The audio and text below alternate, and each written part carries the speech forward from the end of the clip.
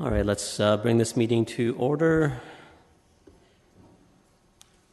For item number 1, Communitech expansion, Mr. Regier, I think you have a presentation for us.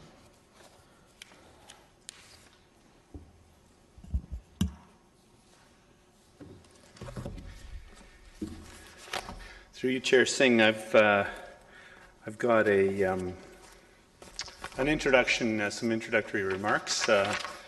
I won't be presenting as a visual presentation, but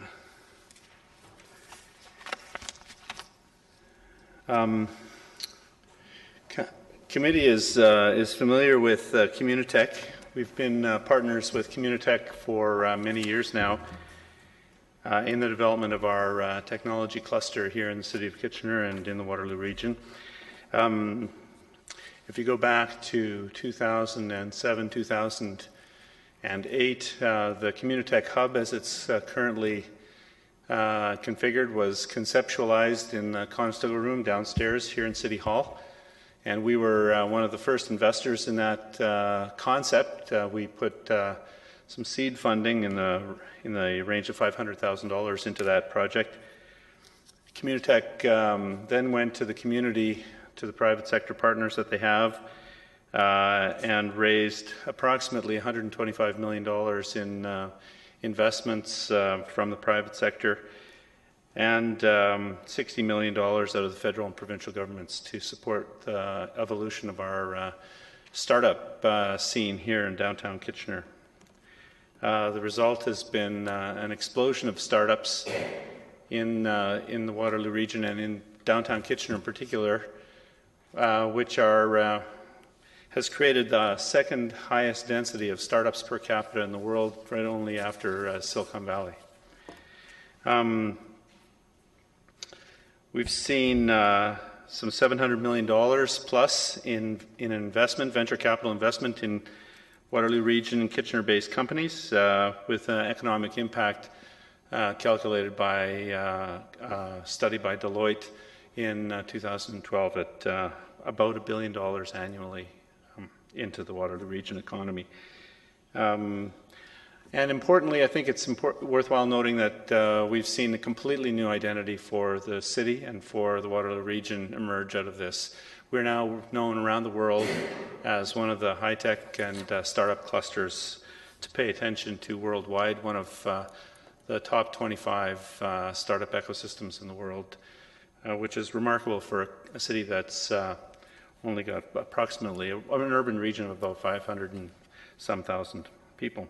So Communitech is now proposing to expand. They're planning to expand into the former Google space in the Communitech Hub. It'll allow them to double their space for growth stage companies and for their enterprise stage companies. The total operating 5-year operating capital budget for the expansion is about $14.5 million or $14.85 million. They're seeking funding from the federal and provincial governments in the range of $7.25 million, and are looking for private sector revenue to the tune of about $6 million. So they have about a $1.5 million shortfall, and they're looking to municipal support for that, approximately $300,000 a year for the next 5 years. Just to give you a brief overview, they're proposing to reorganize the ground floor reception area and expand the enterprise innovation lab space. So they want to double their enterprise innovation lab clients from the current 11 to 15. You'll notice here that here we've got companies like Canadian Tire, Fairfax Financial, General Motors, Deloitte, Canon, and so on, located here in downtown Kitchener with innovation labs. I remember you might ask, why are these companies coming down here? And I remember one of the leaders of one of these large corporations saying, "We're here to disrupt ourselves. We're here to push the boundaries of what we normally do. we want to make sure that we are not vulnerable to attack and we are not vulnerable as a company to the disruption by others. Communitech is also proposing to reorganize the second and third floor of the former Google space in the Tannery, creating additional capacity to support medium growth stage companies, medium-sized firms, so small to medium-sized firms, really, companies that are in the 20 to 50 employee range and have achieved some significant venture capital investment and significant sales growth. These are companies that have gone through the first gauntlet as startups. They've achieved some success and they are now growing quickly and creating jobs in the process. Companies like Desire to Learn, ClearPath Robotics, MyoVision, Thalmic, Vidyard, NetSuite. These are, or Tribe HR, which was bought out by NetSuite. These are companies that have gone through that process of surviving the startup stage, and they generate significant employment and income for our community. I'd just like to close by answering the question: why is this important for our city? Why is this something that we should invest in as a community? Well, simply put, Communitech has been extremely successful at supporting globally competitive young companies that are creating high-value, decent jobs that are generating personal income for members of our community and taxpayers for our city. They are in the process of they're helping us to reposition our community as a global high-tech hub, and part of one of the effects of their work is recent Conference Board forecast that we'll be the fifth fastest growing urban economy in the country next year. I think it's really important for us to position ourselves to be the disruptors rather than the disruptees. We have a chance here to position our economy to weather the volatile storms of the global marketplace. Companies, we've seen lots of transition in this city, in our economy, and the kind of work that Communitech is doing is helping us to be resilient as an economy, keeping really good jobs here and helping us to continue to grow.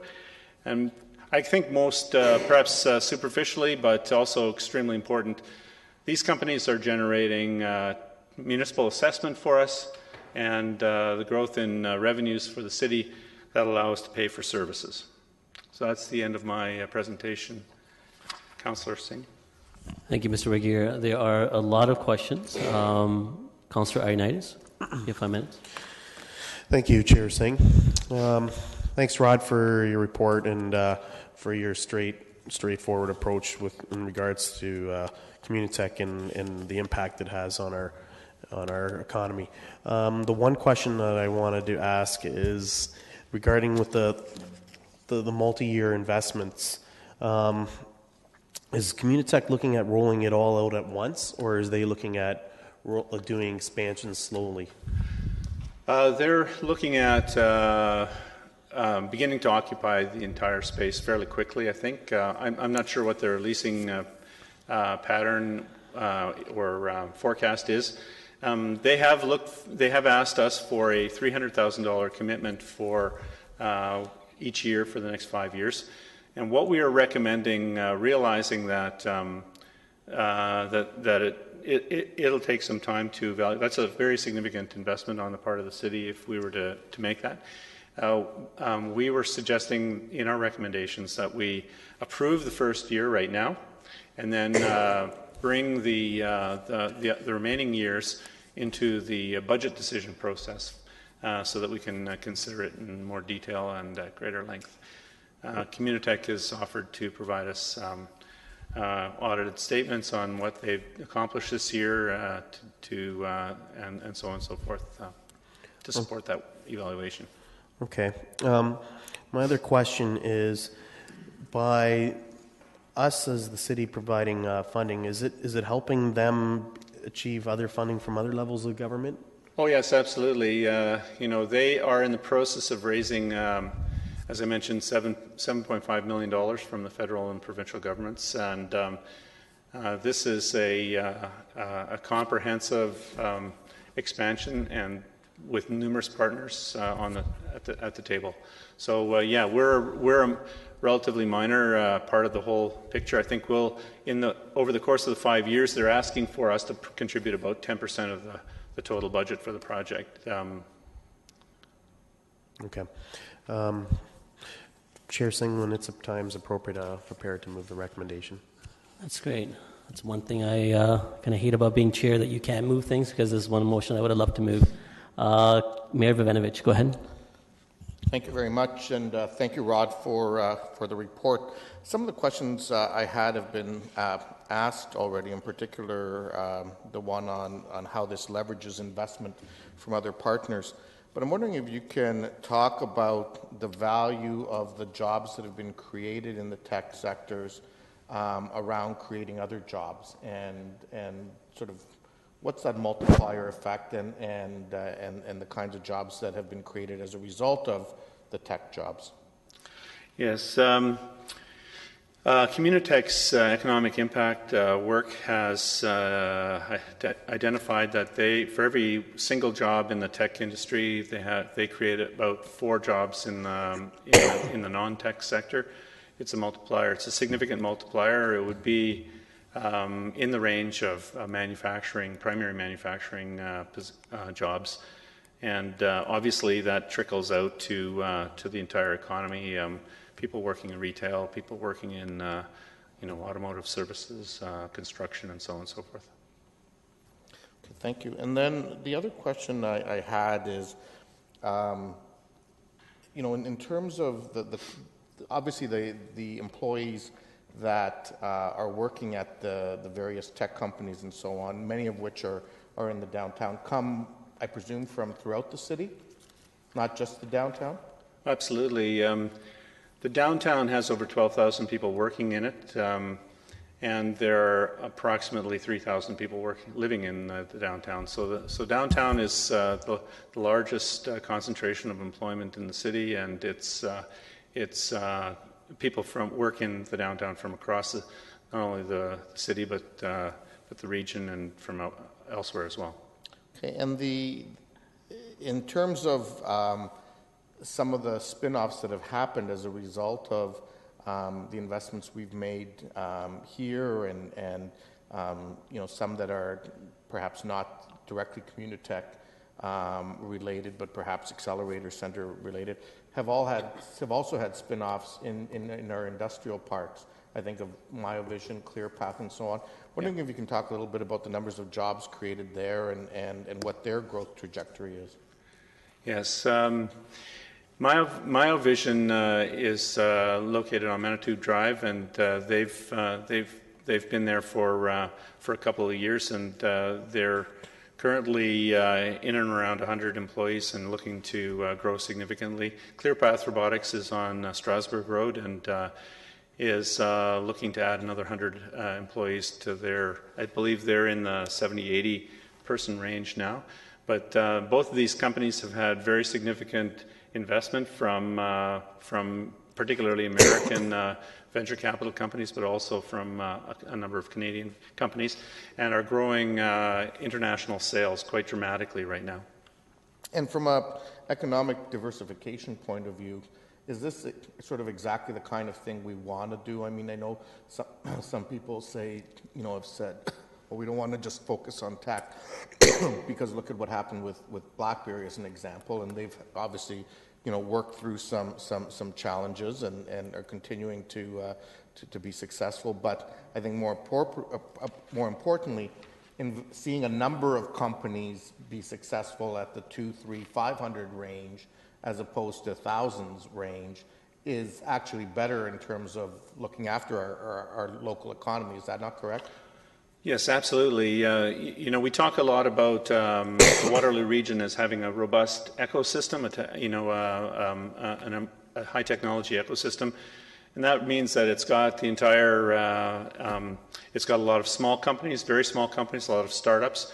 And we know that the failure rate in startups is significant, and we need a lot of startups to achieve a lot, a few good medium-sized companies and one or two or three or four large companies. So that's it's very important to have. That's why it's so important to have this startup base to work with. Communitech is supporting the pipeline for Communitech is around 500 new startups a year, and that is resulting in dozens of significant growth companies that are creating good, stable, long-term, high-value jobs in the city. Okay, thank you very much. Thank you. Councillor Fernandez.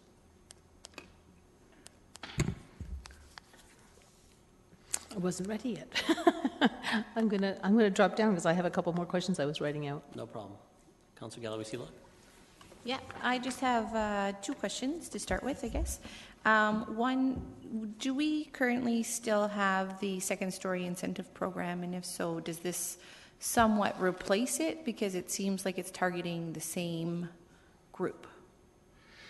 Well, we still do, and we look at these as complementary investments. The startup landing pad program is designed to help young companies coming out of the Communitech Hub land in currently underutilized space on this above our main retail level on King Street and in the downtown. And that's important because some of that space needs quite a significant investment to make it work, and we want to have that community coming out of the tannery, graduating out of the tannery, and landing in our city.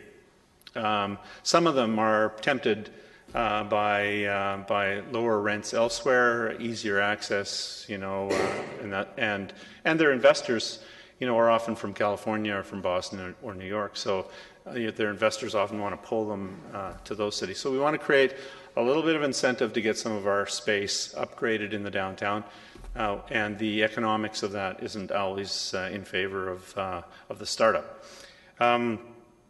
This space, this investment here is primarily going to allow Communitech to expand its services for growth companies, and that's a bit of a different class of company. It's they've already achieved some revenue.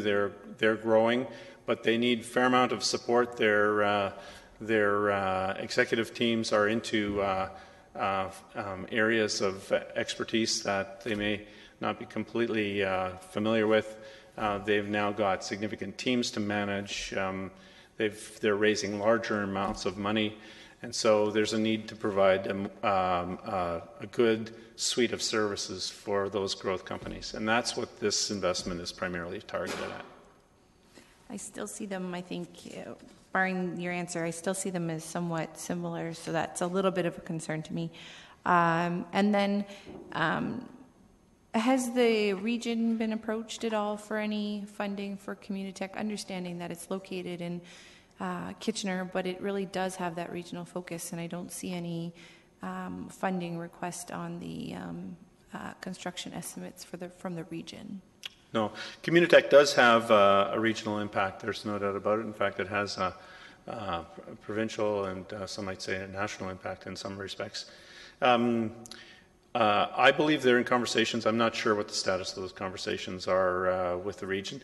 What I would say, and I believe we've identified this in our recommendation, that we bring that question to the evaluation process for 2017 funding that they're looking for. In other words, we'd say let's talk about the other partnerships that we have at the regional level when we have this conversation in the budget process next year for the next year's budget. And that's not something we can do before moving forward, or at least giving direction through this recommendation to try and get some this year. I'm not sure. I wasn't because of the tour size that there could only be so many of us. I wasn't able to go.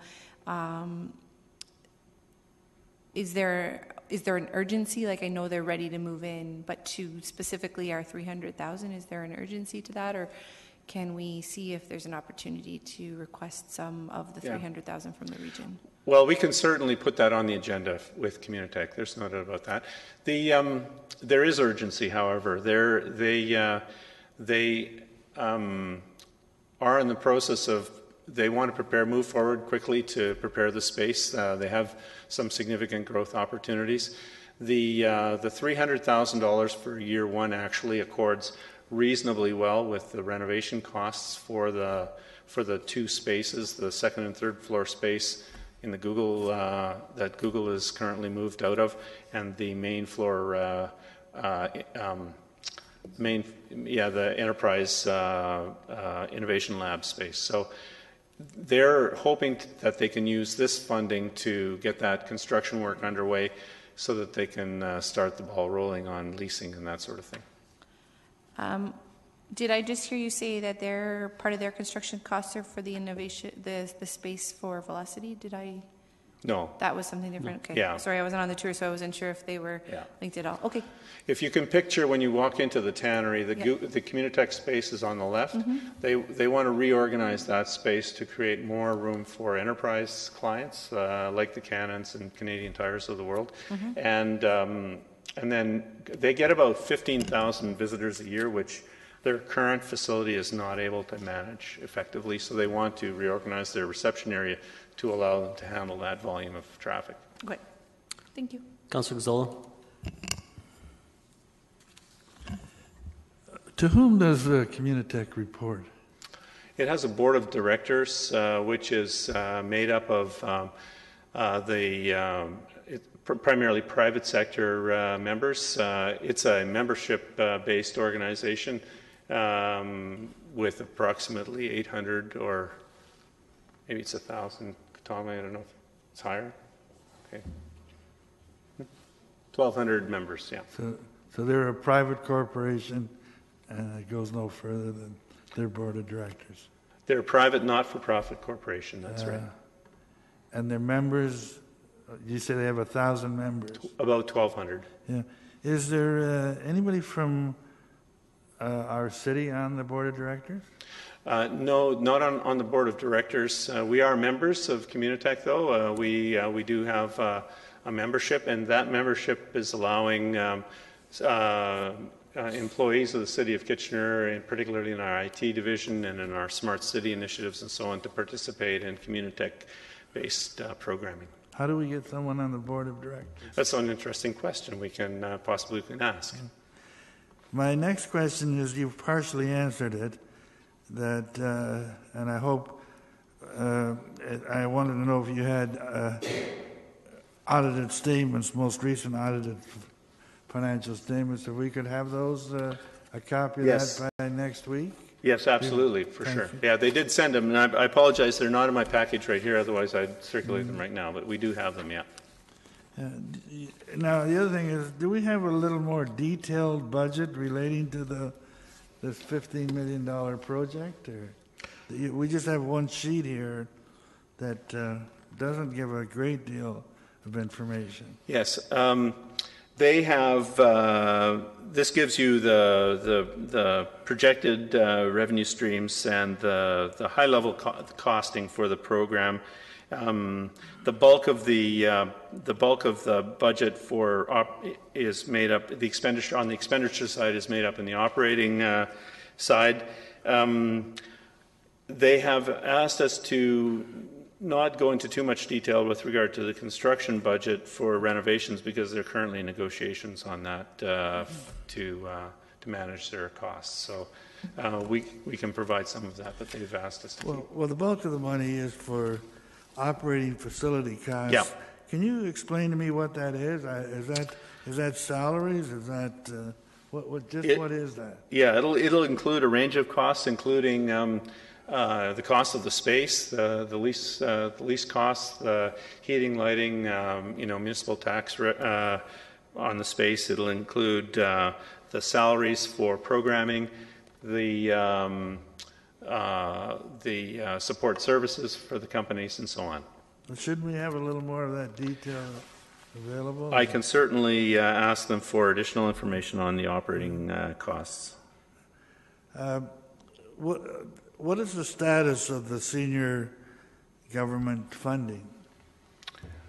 I think that they've got decisions pending in the very near future. Do we have to make our decision before then? They've all gone forward at the same time, so I think there's no need to make a decision prior to the funding decisions of the provincial and federal governments. I actually don't know precisely what the decision schedule is for those governments, only that if they don't move forward, then we have a very serious problem with them. I also was wondering whether there was any money coming from other levels of local government. What about the City of Waterloo? They seem to join in with us on a lot of things, and especially the region.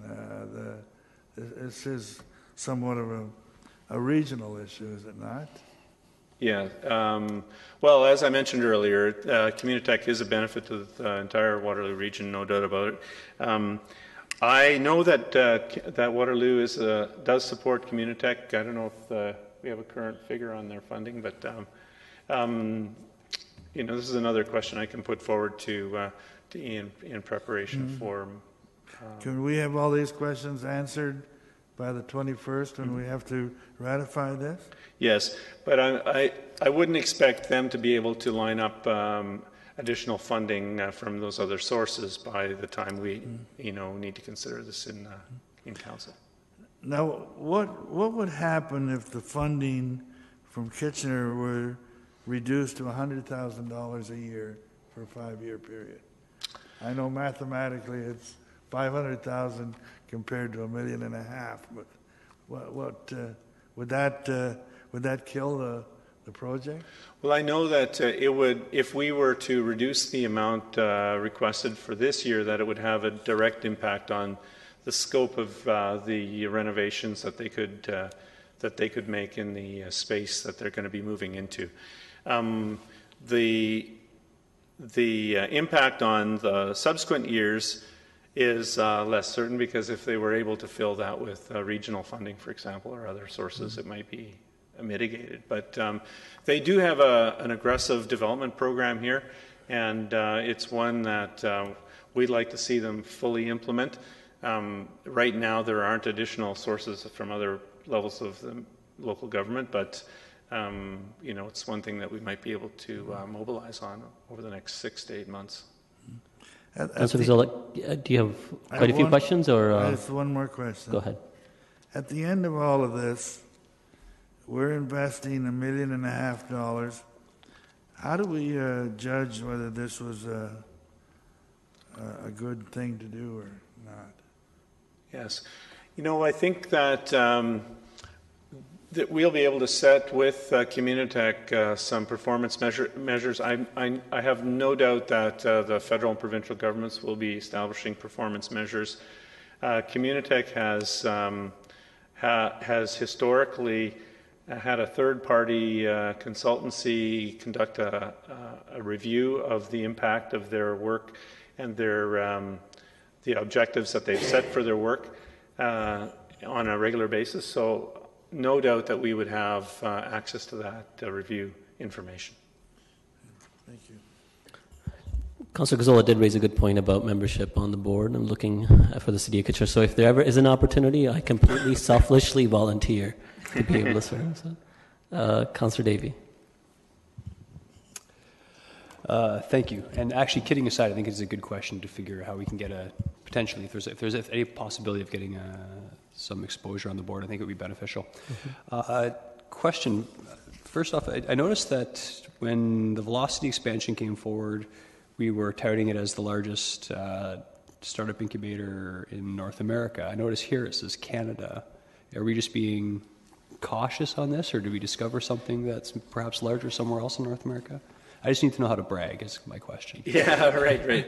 Well, you know what? Why don't we bring that forward as a question? I was being cautious in writing the report because In fact, I've been in and out of a number of incubators in California, and this would certainly rank with the largest. The largest in California is 150,000 square feet plug and play, and this will rival that in terms of its scale. So I'm pretty comfortable in saying that it's the largest in Canada right now. Whether it's the largest in North America, I think the difference with the Velocity program was definitely the largest university-based free incubator in North America. Okay. So, yeah, the question too on the financial implications. So the first $300,000 is coming out of the Economic Development Reserve, and Councillor Galloway-Seelock touched upon it a bit. But I guess my only concern is we may be looking for additional funding sources, the region, et cetera, but is the intention for any future allocations to also come out of the Economic Development Reserve, or would we be looking to other funding sources within the City of Kitchener? Or is it too early to say? Yeah, to be honest with you, we haven't got a firm strategy on that. You will have noticed in our report this earlier today that the Economic Development Reserve does have the capacity to do this project entirely, but whether or not that's the right source, whether we want to allocate it there entirely is another matter, and we need to evaluate some options before we go to that conclusion, I think. Okay, thank you. And Mr. Chair, someone's already indicated they're moving this. Yes, they have. Councillor Schneider? Thank you, Chair Singh. When we were on our tour on Friday, Ian was explaining a little bit of how Communitech works. You go in as a startup, you graduate to a scale-up, and then to a grown-up. So their reach goes beyond those that are in the Communitech building. Is there any idea of how far-reaching, maybe how many companies that they are currently supporting? Well, in their apart from their membership, which is the mature firms, we understand that they're currently working with over 1,000 startups. So it's a very significant. They've had 2,300 startups since 2010. There's been some attrition. There's continuous churn in that, but they're currently serving about 1,000 business organizations as startups. So it's a very significant roster of clients. Okay, because we did see some really neat posters when we were on our tour, just about the economic impact and the job creation, and as that as well. But with this kind of creative energy and creation, does this help enhance Make It Kitchener? This is a big part of the agenda from our perspective. It's Communitech's work has helped create an entrepreneurial energy in this city which is unparalleled. We're now known across the country as one of Canada's tech leaders, innovation economies.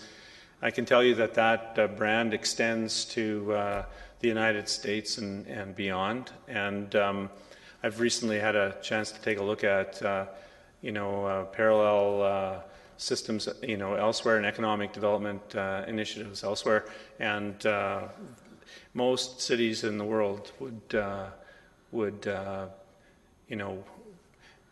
this kind of success would be almost unheard of. It's many cities are trying to build what we've already got going here because of the work of Communitech. Yeah, I mean it's explained that this work has made us an innovation destination. So absolutely, I think Ian makes the point that they get some 15,000 visitors a year from around the world.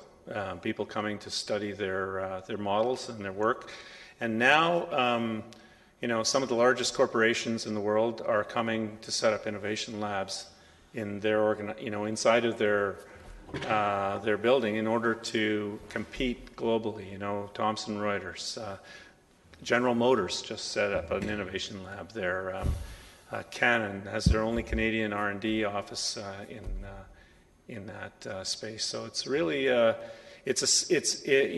companies from around the world are recognizing the importance of what Communitech is doing here. Okay, thank you. Councillor Fernandez? Thanks. So now a bunch of questions have been answered already, but that's okay. When I was on the tour, one of the things that Ian identified is that the provincial grants work in a 3-year cycle. So we've identified in the report that the province and the federal government have been requested to put in money towards this project. Mm-hmm. If we happen to be, and I forgot to ask you when we were there, is where we were in that cycle. Were we like midway? Were we at the end of that cycle or the beginning of that cycle? If the provincial government doesn't come forward with their request, where would that put this project? Would it delay it until that cycle is completed, and then would we just keep the money in the reserve? So as I understand it, Communitech has applied for new funding for this expansion project, and that funding will likely come forward on a 3-year basis. At the end of 3 years, they usually go through an evaluation process, and then there's a renewal, right? So there is a need for Communitech to renew that at the end of 3 years with the province and the federal government, as I understand it. They're requesting $300,000 a year for 5 years because that's the term of the lease that they're negotiating with Google. Okay, thanks. So it was very exciting for me to see the enterprise companies that you identified earlier, and you talked about the fact that they're there as disruptors. But now, it could have been the fact that we were sort of midday Friday, that there were not that many employees there. Yep. And I'm guessing that the employees are either live in this area or they're commuting in from other areas. Do we have a sense, like this is an area that you seem to be indicating is definitely going to grow. Do we have a sense on how that portion of this is going to grow?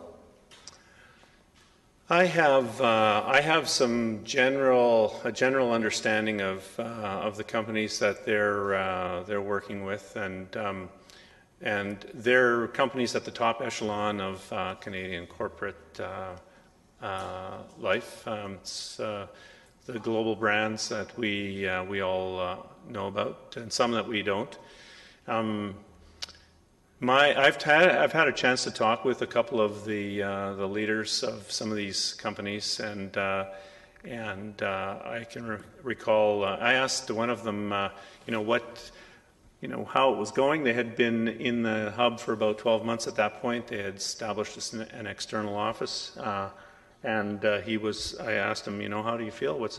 How's the team performing for you?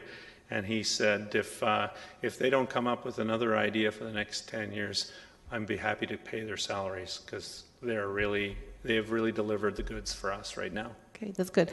So I'm going to try to go quickly because I'm seeing my time is going very quickly. So it was really interesting to see the amount of space and see Ian's enthusiasm, and thanks again to Thomas and Brian for answering some of the tough questions that I was throwing at them. But I see here, and I'm not, I in no way wanted to tell Ian and their group to out a budget, but there was a lot of furniture in there. I sure as heck hope that they take this furniture line off of their budget, because to me that seems a bit unnecessary. But the other question I had is when you talked about Deloitte, and Ian did as well, and the $1 billion annually. Do you, and I forgot to ask Ian this, but maybe you can help. What kind of formula do they use for that? That's a great question. I don't have that evaluation at the top of my mind right now. I believe that they did publish an executive summary for that work, and if it's a public document, I'll be happy to circulate it to you for next Monday. Okay. All right. Thanks. So I don't have any more questions, but I want to reiterate what I heard. You talk about, Rod, was performance measures and indicators for this $300,000. And the other one is where will the funding come from after are you saying all of this funding is sitting in the Economic Development Reserve still? Well, what I said was that the Economic Development Reserve has the capacity to do this work if we as a city choose to allocate funds out of the reserve for the entire amount. There may be other options. So I think what we'd like to do is come forward at the end of this year into the budget process with some recommendations for council to consider about how to fund that gap. And also, by that point, it may be possible that other partners will come to the table. Okay, thank you. I will have comments at the appropriate time. Thank you. Just as clarification, even though the later part of the remainder of the Communitech request will be a part of the 2017 budget, the funding period is 5-year, not 3-year. I think that was... Yes, that's right, yeah. Councillor Marsh? All my questions have been answered, so I just want to note my support for the recommendation and for the motion. I will be supporting it. Great, thank you. Councillor Davey, you had questions or comment? Mayor Bevanovic, questions? Okay, so if everyone wants to key back in for comments, I'll let go of my questions. I think enough good questions have already been asked. Councillor Davey. It's already been moved by Councillor Ioannidis. He said, yeah. Motion's moved by Councillor Ioannidis. You can make your comments. Oh, okay. Thank you, if you don't mind. Thank you. So, I'm looking forward to hearing some follow-up, and I guess in terms of the questions of what happens if some of the other funding doesn't come through. But I did want to speak very positively towards this because this is one of the great success stories in the city of Kitchener. I, for one, have zero concerns about, I'm going to say, doubling down on the tech sector. I think we're just starting to become known for this nationally and in some cases internationally. And I think it's something that we need to keep pushing forward on. Mayor Bevanovic touched upon the resilience of an economy, of a local economy, is not having one business that employs thousands of people. It's having hundreds of businesses that employ hundreds of people. That's when you become most resilient. And in that, the tech sector is, while we've seen instances like BlackBerry, and you may have individual companies fall back, the tech as a general sector is really based in innovation, and that's what drives the market, innovation in general. So in the great scheme of things, it's not like a sector that you're ever going to see start to diminish. And in that, I would note that of the top 10 most capitalized companies in the world, 5 of them are squarely in the tech sector, and that's not including the likes of General Electric and Johnson & Johnson, who both have a huge stake in the tech sector as well. So I think this is definitely something I'm happy to support. I do think that we should be looking to the region to possibly offset some of the $300,000 ask from the City of Kitchener. But at the end of the day, I think this is something that the residents have asked for again and again in terms of economic development and job protection, and I'm happy to support it. Thank you. Mayor Bevanovic. Thank you very much, Mr. Chair. I will be wholeheartedly supporting this initiative before us this evening, and would hope that this ends up being a unanimous vote of this committee. One wants to take a look at the kind of impact our past investment has had. One only needs to look in the first paragraph of the background of the report, where our $500,000 investment helped Communitech raise $60 million in public sector funding, $125 million from the private sector, helped support 2,296 startup companies that raised $773.3 million in investment and created up to 7,500 new jobs across Kitchener and Waterloo region.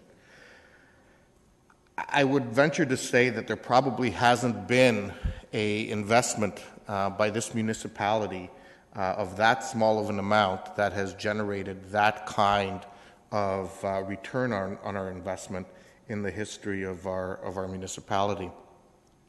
I can also tell you that what we're doing here is not only catching the attention of both the provincial and the federal governments, but is catching global attention as well.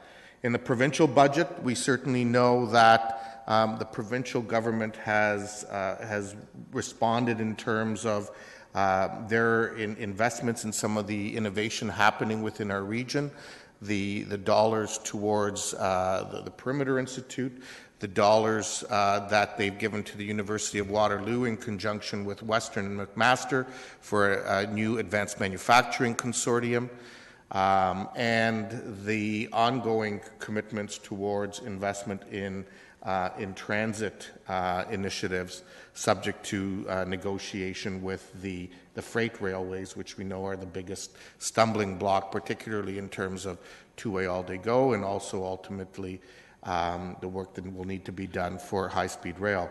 Federally, we certainly, in any of the conversations I've been participating in, whether it's from Minister Morneau as the finance minister, or Minister Baines as the Minister of Innovation and Economic Development, they all recognize the important role that our region is playing in the economic life of both the province and our country.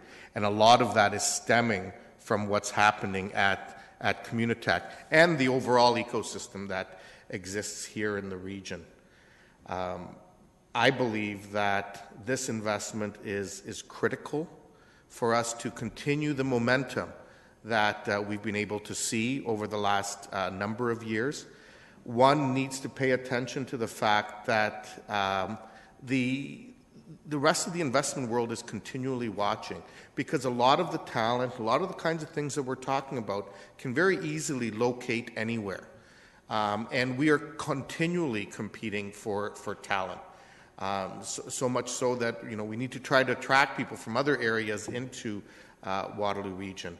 And if we want to get venture capitalists and others making the kind of investments that are necessary to continue to see the growth, the kind of job creation that we're talking about, this kind of signal is beyond important by this council. And I'm hopeful that we will send the appropriate signal this evening. Thank you, Mr. Mayor.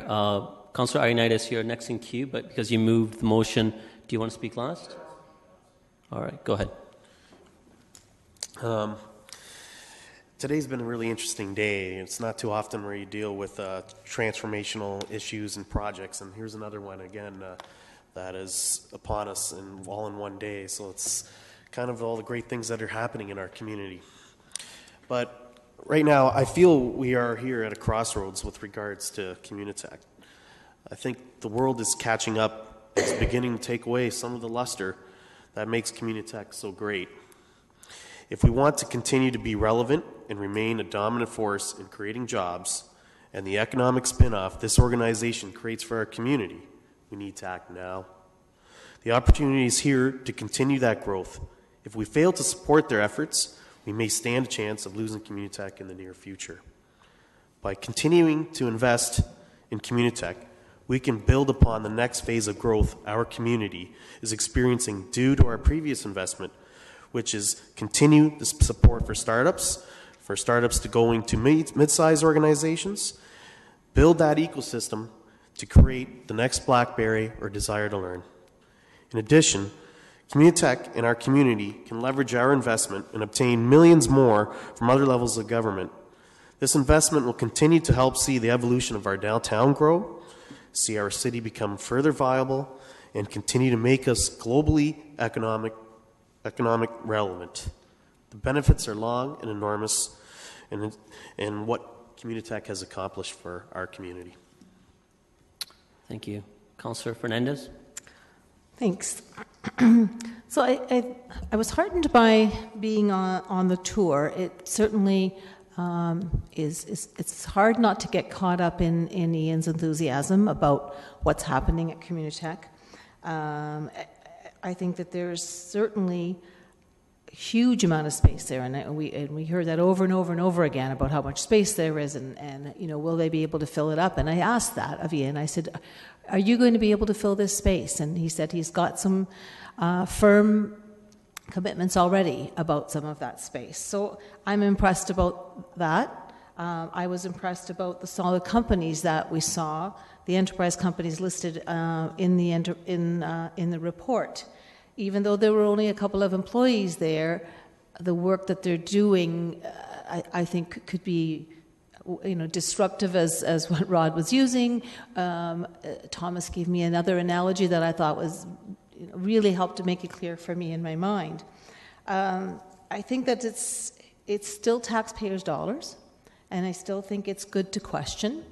I liked that Rod had some cautious wording around performance measures, and Councillor Gazzola talked about audited statements. I think that's really, really important, that we can't just sort of say, yes, get caught up in the enthusiasm and say, here you go, here's $300,000, and by the way, we'll give that to you for 5 more years.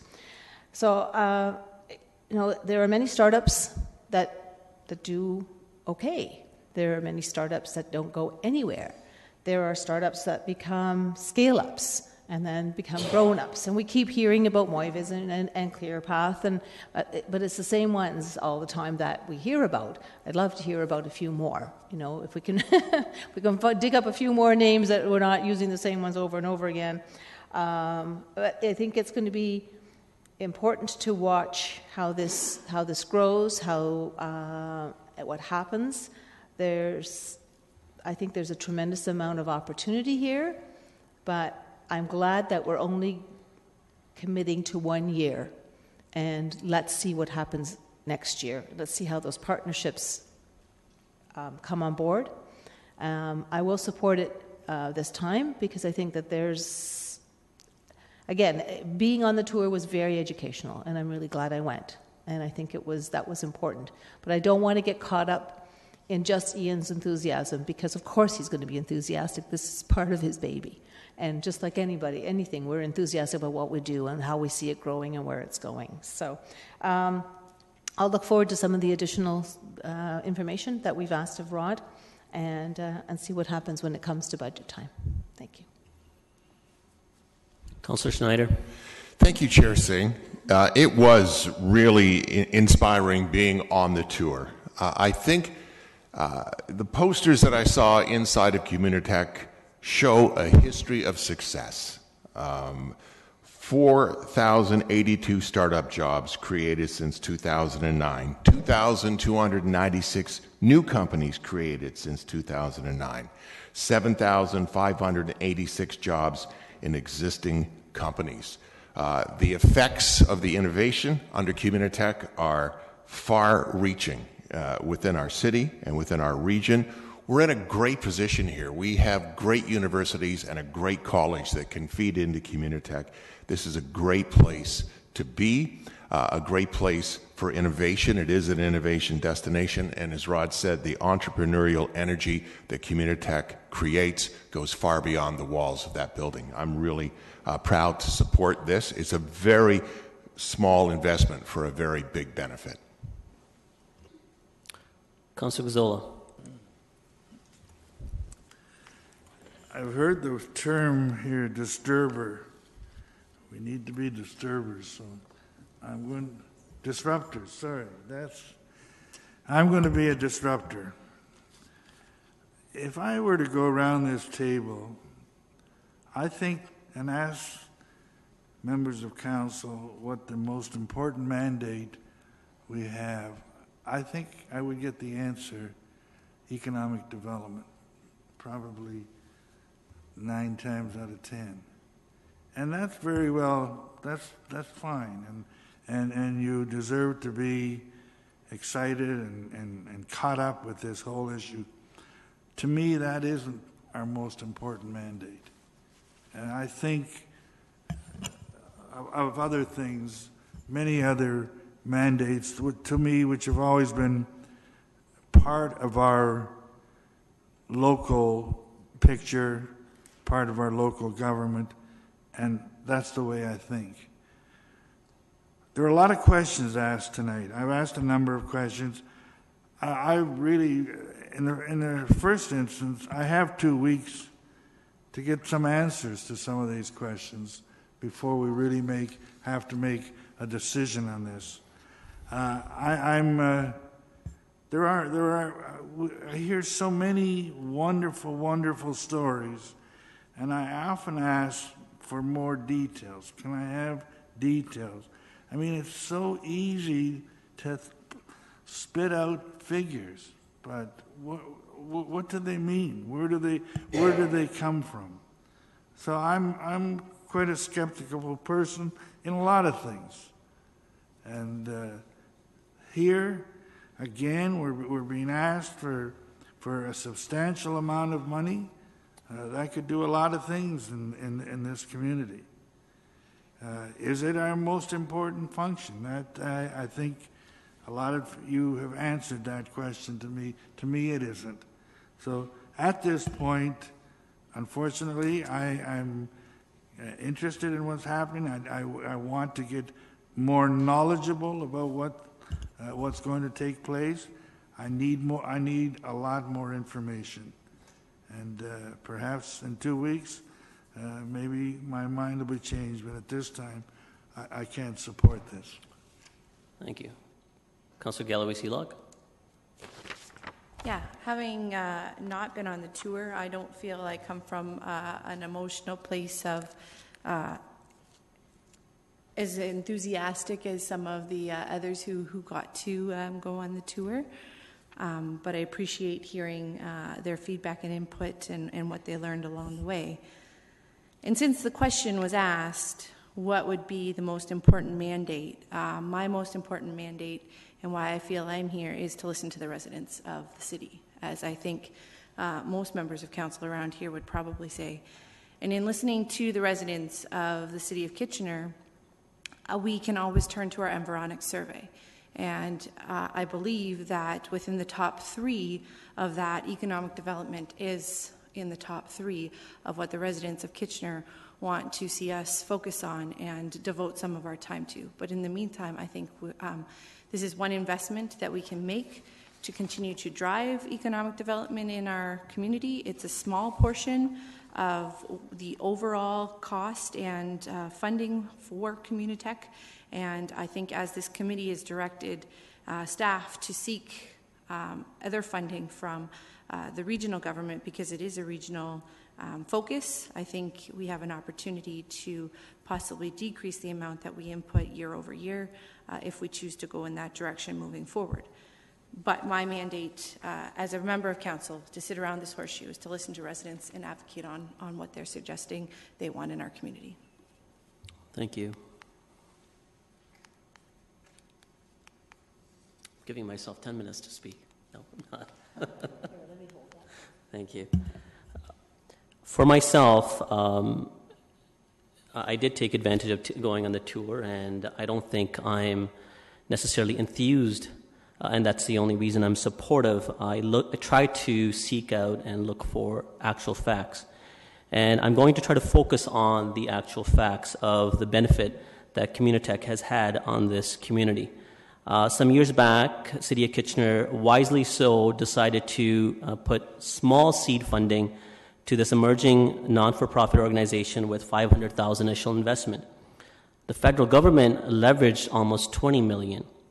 The province, $26 million, and thereafter the private sector, $125 million. So far, a cumulative $770 million of capital investments have gone into this community. For the economics, in economic impact since 2009, $4 billion, and $20 billion in revenue generated by tech companies in Waterloo Region. There was a comment made by that there's only sometimes a number of companies that get referred to over and over, asked for their success, and it's good to be able to hear some other success stories. Well, there's quite a few. Recently, Thymelech Labs initiated a hiring process to bring 25 new team members. Sober Steering landed on the Fast Company list of most innovative companies for 2016. eSensitive, the Waterloo Region cybersecurity company, raised US, not Canadian, US $19.5 million. Tritonware, a UW Velocity company now selling in 12 different countries, has tripled in size over the past year.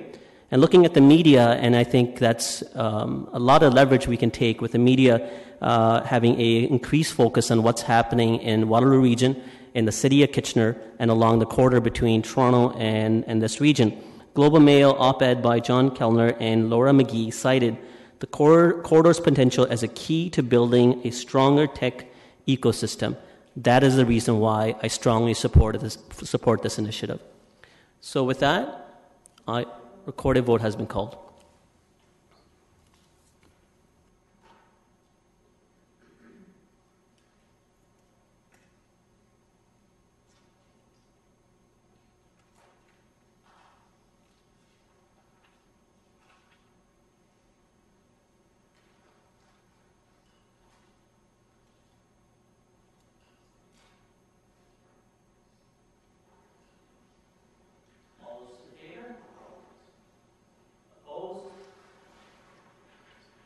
Carries.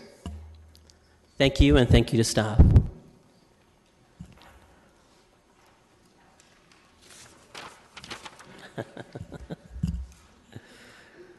We're into the next phase of the committee. We can take just 2-minute recess.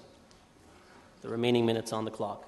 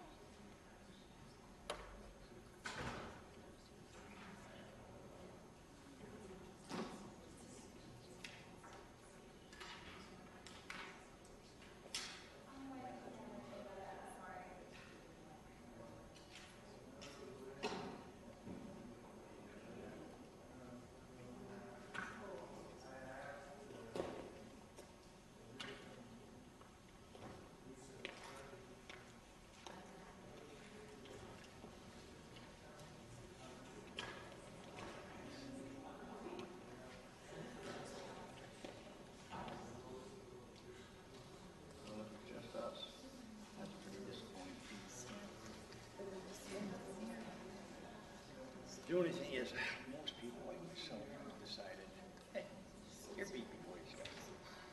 It's going to be the way they want it anyway. So. Yeah, there we are. 42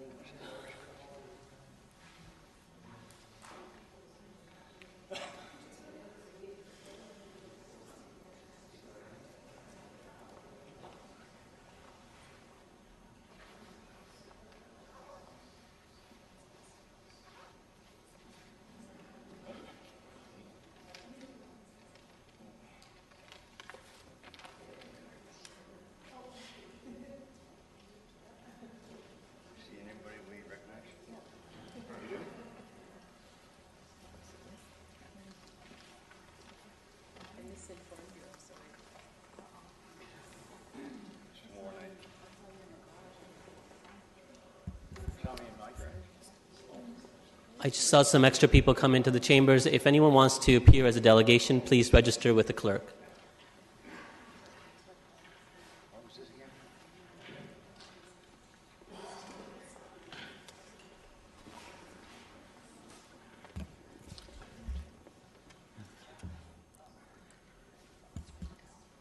We don't have quorum.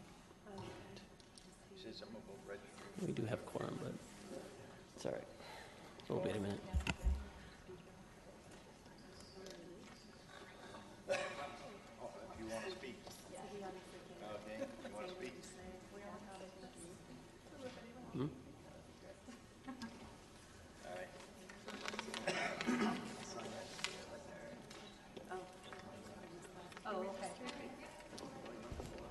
Daphne.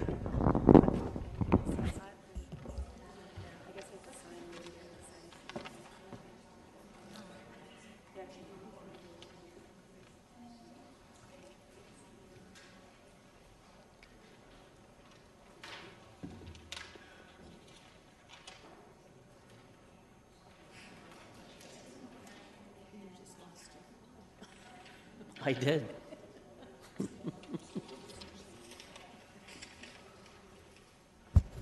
Staff, are they going to? So staff and then the consultant and then other people. So I just went over that with Andrew and that's why. Okay, so just Andrew will speak to it. Yeah, so, Andrew. Oh, Andrew, there he is. First, yes. See even your smiley faces. Just pay attention to smiley faces.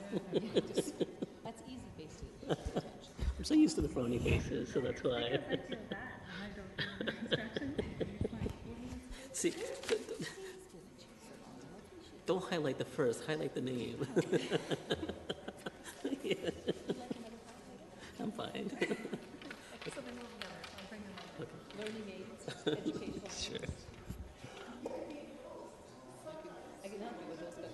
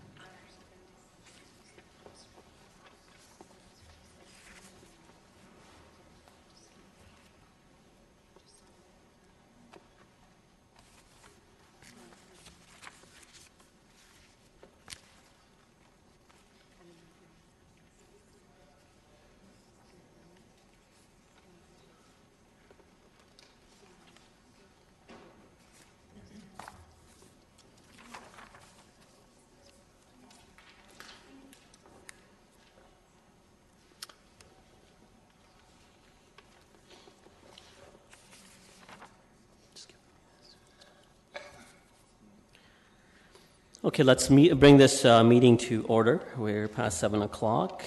So this is a formal public meeting to consider applications under the Planning Act.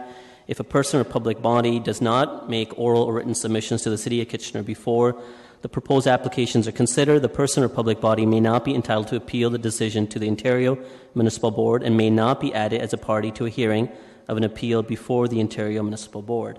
So this is to do with item number 2, zone change application for 42 West Acre Crescent for Huron Creek Holding Corporation. Staff will introduce the application. Andrew, you're up. Through you, Mr. Chair. The subject property is addressed as 42 West Acres, and it's located on the northern boundary of the Forest Heights Planning Community, near the intersection of West Heights Drive and Highland Road. The property has 2 frontages, one on Highland Road and one on the curve of West Acres Crescent. The property is approximately half a hectare in size, or 1 acre, and is currently vacant. The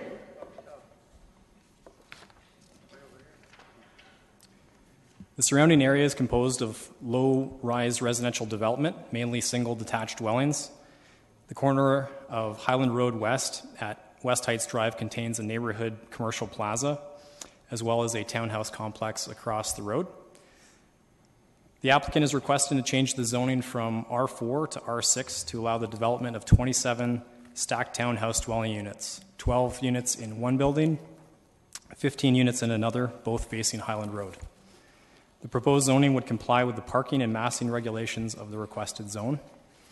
The proposed special regulations would ensure that setbacks are substantially greater than in the requested zone. Landscaped areas and fencing would ensure parking areas are adequately screened from adjacent residences.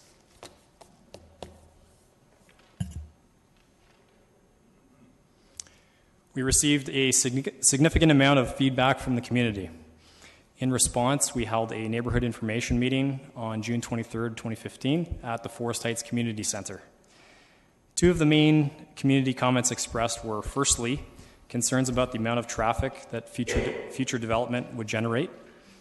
In response, staff considers the anticipated amount of traffic to be generated to be very low, such that a transportation impact study was not warranted by the city or the region. In addition, West Acres Crescent is built to accommodate the small increase in traffic volume that's proposed. Secondly, several community members requested that the site access be located on Highland Road rather than on West Acres Crescent.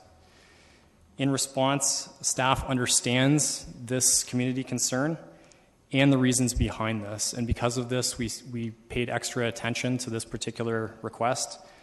We spent a significant amount of time and effort seriously considering this request in consultation with the region, as well as our own transportation services, fire services, and engineering division. Ultimately, Highland Road is a regional road, and regional senior management has clearly indicated that they are not in support of an access at this location.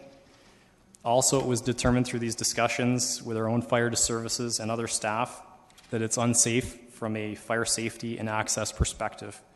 And there are some serious technical restrictions that render this option not feasible. Staff provided a follow-up letter to all residents within 120 meters of the site, as well as all residents who attended the neighborhood information meeting, giving a response to the main community concerns. While not all neighborhood concerns were able to be resolved, a number of concerns were able to be resolved, including limiting the size of future buildings through increased minimum setbacks, limiting the height of future development through maximum building height regulations, changing the conceptual building design from a very modern, contemporary building to traditional style of building with design cues from the surrounding neighborhood, and ensuring fencing is placed between parking areas and adjacent residences. Planning staff is satisfied that all comments have been adequately addressed, as outlined in the staff report. In conclusion, the proposed zone change facilitates development of a new low-density housing form that will help to meet the city's objective of mixing and dispersing a range of housing types within the neighborhood. The proposal would make better use of local infrastructure, including roads and services, and would have a negligible impact on neighborhood traffic. The zone change would only allow uses permitted in the surrounding zoning, plus stacked townhouse dwellings with no increase in height benefit. The proposal would allow development that is compatible and complements the surrounding low-density residential neighborhood. And finally, the zone change would allow a new housing choice that may provide the opportunity for existing Forest Heights residents to remain in their neighborhood. Accordingly, planning staff recommend that the zone change be approved and the urban design brief be adopted. Thank you. Thank you, Andrew. Pierre Chavon.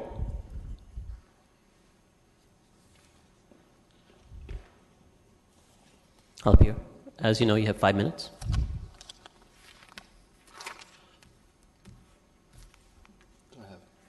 Andrew has it. Welcome. Thank you, Mr. Chair, members of the committee. My name is Pierre Chauvin with MHBC Planning, here on behalf of the applicant, Huron Creek Developments. With me this evening is Rick Martins, who is the Vice President of Huron Creek Development, and Carlos Da Silva, who's the Manager of Production and Land Development. I'm just here to support the recommendation. We've had a chance to review the staff report. I would like to thank staff on a very thorough report and very comprehensive. We worked with staff for a number of months now, and I'd like to specifically thank Andrew Pinnell, who's done an exceptional job in putting and addressing all the issues concisely and putting together an excellent report. And I just want to thank staff for all their hard work. I don't want to spend a lot of time. Andrew's covered off a lot of these points, but we have been at this for a number of months. The application was filed in 2014. We had the neighborhood meeting this past June. We have since submitted a site plan and have gone to site plan review. We're still finalizing some design considerations, addressing some of the comments from region, etc. So that's still ongoing. And but obviously we're here tonight to deal with the zone change matter, some of the design elements that have been discussed through the site plan process are incorporated into the zone change, obviously in terms of the setbacks and whatnot. And the urban design brief, which is part of your package and is being recommended for adoption. Andrew's mentioned the location. We obviously have two frontages on both Highland Road and West Acres. This is clearly, sort of in my mind, a very classic infill type of development. What we're proposing, in my opinion, is very much in keeping and compatible with the surrounding development. It is proposing a new form of development. There is multiple forms of development in the community, but the height and massing of the buildings and the form of the design is very consistent with the surrounding development. The site is very well located. The yellow lines on this map indicate transit routes. We're on a transit route plan, bicycle access routes on Highland Road as well. We're within walking distance of existing commercial facilities, other community facilities such as schools, trails, etc. So very walkable, pedestrian-friendly type of development, and this is a really type of development as encouraging sort of transit-supportive uses. This is a plan which is in your package, which is the sort of plan that we addressed at the Site Plan Review Committee. It is undergoing some minor tweaks, but essentially this is the form of development that we're talking about, two buildings of stacked townhouse dwellings. We are dealing with the region on coordinating a land exchange on that red triangle piece, which is a daylight triangle, which the region still owns. We are in the process of negotiating that land exchange. The region is in support of that, and we hope to have that finalized shortly. So just in summary, in terms of some of the design elements, we believe this is going to be a high-quality built form. We will have some improved landscaping along not only Highland Road, but also entrance features at West Acres Crescent, so it'll help complement and improve the streetscape. It is, in my opinion, a compatible form of development, consistent with the existing built form in the neighborhood. The height that's proposed in the R6 zone is the same as what's in the R4 zone. And what we are proposing, again, is something that is transit supportive. And finally, in terms of the landscaping, again, we will be ensuring that it will be compatible. Andrew mentioned fencing requirements, etc. Lighting will be considered, garbage collection, etc. Those will all be matters being dealt with through site plan approval. So those will be my comments and my submissions, and I'd be happy to answer any questions that the committee may have. Thank you, Pierre. Does committee want to take questions of the delegation right now, or questions of staff? Okay. Councillor Fernandez, go ahead. Thank you, Pierre. If you wouldn't mind going back a couple of slides. Just keep going. There, okay. Just want to make sure that I understand the height of this building. You're saying it's, so what, I'm going by feet, so 10 feet? Is that? 10 meters. 10 meters. I knew I had that wrong, sorry, 10 meters in height, okay, which is 30 feet. When I'm looking at this site, so to the to my right, where the existing house is on West Acres, that's a small bungalow, isn't it not? Yes, it's okay. I believe it's a single-story dwelling. Okay, and what's the average height of a bungalow like that? What are we looking at usually? You're probably looking at 3 meters, but with the roof line, 4 meters. Okay, so. And on the other side of West Acres of the property, that's a back split, or is it a bungalow as well? Sorry, to the south of the property on West Acres? Yeah, there's no north-south on this, so I'm just orienting myself. So immediately to the left of the dotted red line on West Acres. Oh, so you're looking at it from the opposite direction. So I'm saying left, you look right. Yeah, I think my comment earlier was referring to that left building, the lighter colored roof on that image up. Yes, so so go to the other side, that's a bungalow as well, with a separate garage. I can't recall what that dwelling is. Yeah, I was out there yesterday. It has a separate garage. Okay, and on High Acres Crescent, the houses that will be backing on to the parking lot of this property, are they all bungalows, or are they 2 stories, or do you know what they are? Again, I can't. It's been a while since I've been out to the site. the whole neighborhood is a mix of single-story, 2-story. So I don't know specifically that. Okay. So I noticed that there was a large number of trees that have been already cut down or partially removed. So this property at one point in time, and you can still see on this picture that there was a lot of trees that sort of buffered the house that was there.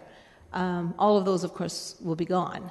That's correct. Okay. So what are you planning to put along to screen the parking lot with? Just a fence? There will be a fence along what I call the southern property line. Okay. And there will also be a fence along, on my right, I guess the eastern property line. My right, probably your left. And we have, through the discussions with staff, we did shift that parking area further to the west, providing more of a landscape buffer between that particular property. There is some grade difference there, and there are some substantial trees, some walnut trees along that property line that we wanted to protect. And so it just made sense to pull that back, and there'll be some sort of low-maintenance landscaping put along that buffer. So essentially, the people who are living there now, let's say south, will be looking at a fence and a parking lot, and let's say my right, your left on West Acres will be looking at a fence and a parking lot behind them, as opposed to what they've been looking at for however long they've been living there. Mm-hmm. Is that correct? They'll likely be looking at a fence, yes. Okay. How long has the owner owned this property? 2 years, I would say. Well, Rick is saying 4 years. 4 years. Okay. And when they bought that property, did they know that it was an R4 zone? I'm pretty sure they knew that, yes. Okay. Great. That's all I have right now. Thanks. Councillor Ioannidis? No, mine's questions are to staff. Okay, no problem. Councillor Schneider? Thank you, Chair Singh. Pierre, just wondering if you could describe where on West Heights the entrance to the development will be? Let me just... So you can see at the bottom end of the image, there's West Acres Crescent, and the parking lot coming off of West Acres Crescent, that's the entrance there, right on the curve of the road. Okay, thank you. Councillor Ioannidis, there are other delegations as well. Do you want to ask questions of staff now, or would you want to wait until the end? Okay, excellent. Thank you, Pierre. That's all the questions for you. We'll go to the other delegations. Jen Dole.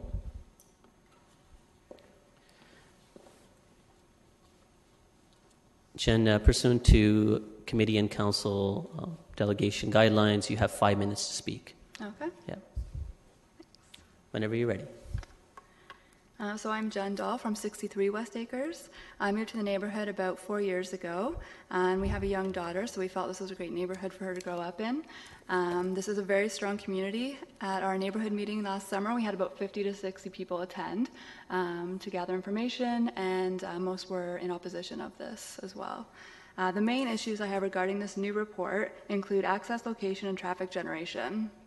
So the driveway access to the development is still planning on being on West Acres Crescent instead of Highland Road. So this will increase traffic, noise, and street parking on our quiet crescent and impact safety.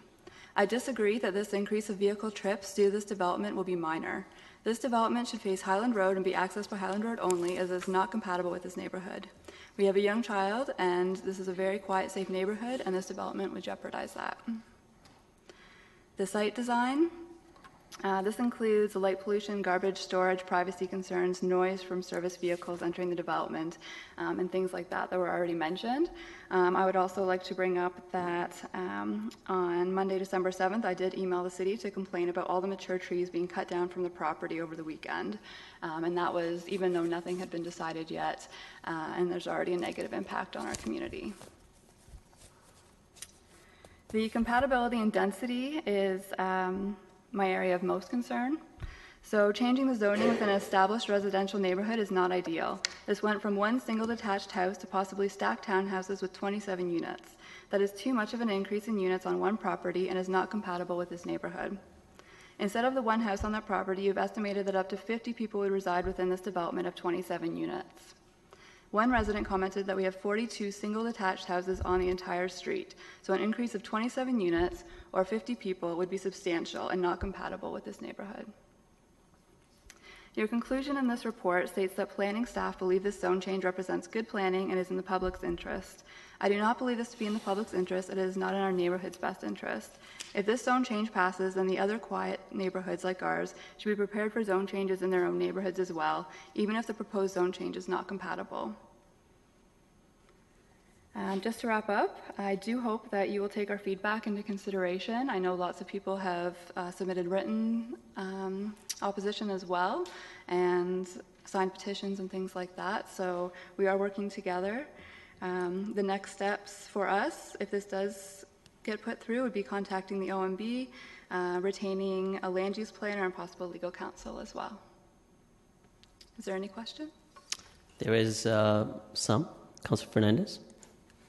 Yes, it was Jen, right? Yeah. Yes. Okay. Thanks, Jen, for coming in. You certainly you had me at trees were being removed because I've seen this in my ward myself. Mm-hmm. So, your understanding when they started removing the trees, as we know, we're here at the zone change application now, was that there was not to be any alteration to the site before it came to a committee of council. Is that what you understood? Yes, that's what I understood. Okay. And that's what I was hopeful of, because if this zone change didn't come through, then they might have been able to work around the mature trees that were on that site. Okay. And who gave you that indication? That's just, I thought the site was as is until we had further meetings. Like they said there would be no further work done until we had this meeting at council. So at the public meeting you were informed that no further work would be done to the site? I believe so. That's what I understood, yes. Okay. And you said there were about 57 houses on West Acres right now? Is that what you said? I looked through what other people had submitted, and a resident did say that there's 42 single detached houses on our street, which seems about right. It's a pretty quiet street. I was there yesterday. It's a very quiet street, yes. Okay. All right. Thank you. Thank you. Councillor Ioannidis, still questions this time? Okay. Thank you, Jen. Thank you. Next is Dan Skeen. Thank you. Dan, again, you have 5 minutes. If you can try to focus on, we have a number of other delegations that want to come forward as well. Not to, repetition, to try to refrain as much as possible, but please go ahead. Okay, I'll see if I can add to the story. I thought those were some great comments. And I may not need 5 minutes, but I am a resident on West Acres. And, the first point I'd like to raise is touching on the traffic point. I think that while it's, an interesting qualitative statement to say the impact will be very low, if you do some simple math, looking at the number of houses being added in comparison to what's there, yes, it is a quiet street, but this is about a 60% increase to the traffic there. And what compounds that is the entrance to Highland Road has been reduced from 2 lanes to 1 to accommodate bicycle traffic. So we've actually had a narrowing of that street. So the access for all of these residents will be choked through that one single point. So I do think there's enough there to warrant further investigation of the traffic. Noise, of course, will be a concern, but that's even tougher to quantify. Lastly, I'd just like to touch on kind of the nature of the community and the impact. It's a street full of single-family detached homes, and you saw the images that were displayed there. Some of the comments I saw in the presentation materials were that, this is a desirable housing mix, and that, it allows residents to remain in the neighborhood. And in fact, since the time that those trees began to be cut, we've seen 3 houses go up for sale in the immediate vicinity of this development. So I'm not sure that it's having that effect of allowing residents to remain in the neighborhood. I think it's having quite the opposite effect. And furthermore, I'd say that, proposing this as being consistent with the nature of the community, I would urge you to take a drive down West Acres Crescent and have a look at what you see there. Compare it to these plans, and then make the judgment whether this is consistent with the nature of our community. Thank you. Thank you, Dan. Question by Councillor Fernandez. Thanks, Dan. Thanks for coming and presenting your point of view. How long have you lived on this street? For me, it's been a few years. A few years, okay. And if you, I reviewed all the comments that were made that were submitted by the residents in the area, and a lot of suggestions were, low-rise townhouses or condos or even seniors facility or a building. Is that what you and maybe your neighbors who you've spoken to would prefer to see, as opposed to, two sets of stacked townhouses? I think that I can't speak for my neighbors. I'm glad that some are here today to speak with you. Personally, I think that the challenge for us is more so about the density of what's being proposed than any sort of comment on the nature of the residents that will be that will be living there. Sorry, I didn't mean to indicate that you would be deciding on that. I guess the style of housing. Are you talking? What would your preference be to have been located on this site? Oh, I see. I think that whether these are whether it's detached, whether it's townhome. Personally, I don't have a strong feeling about that. I think that the overall volume of the units is the primary concern. So build whatever structure you like. I'd like to see a limitation on the amount of people going in there, because that is what will contribute to the traffic concerns. Okay, thank you. I hope that answers your question. Councillor Galloway-Seelock? Yeah, I just want to be clear on something you said. Did you say that further investigation needs to happen for the access on Highland Road? I heard that clearly from the other delegation, but yourself, were you suggesting that it may be better for the community if access was off of Highland Road versus West Acres Crescent? I'll sort of restate my comments, and hopefully I'll answer your question with that. I think that the notion that the traffic impact will be very low, I'm struggling with, and I think that it would be a significant increase. What would compound that situation, I think it was about 8 months ago, the access to Highland Road was reduced from 2 lanes to 1. And so, what would have been an issue is now a more significant issue based on some of the traffic, some of the road changes that we've seen. I would like to see more detail on the traffic analysis to see what the impact will be. Okay, thank you. Sure. Councillor Ioannidis? I'm just trying to get a rationale when you're saying Highland Road was reduced from 2 lanes to 1. I'm not understanding it. Nothing has changed on Highland Road. Sorry, it's the access to Highland Road, which would be coming from West Heights. So West Acres, if you look at the map, all the traffic will be turning onto West Acres, then making a right onto West Heights, and there's a short strip there before you get to Highland Road. So what's happened because of the addition of bike lanes along there, there's 1 less lane than there used to be. Okay, well, that intersection is still under review. It's not a permanent solution right at this moment. So just wanted to let you know about that. Okay. Doesn't necessarily alleviate my concern, but thank you for the information. Thank you. Sure. Those are all the questions. Brenda Campbell?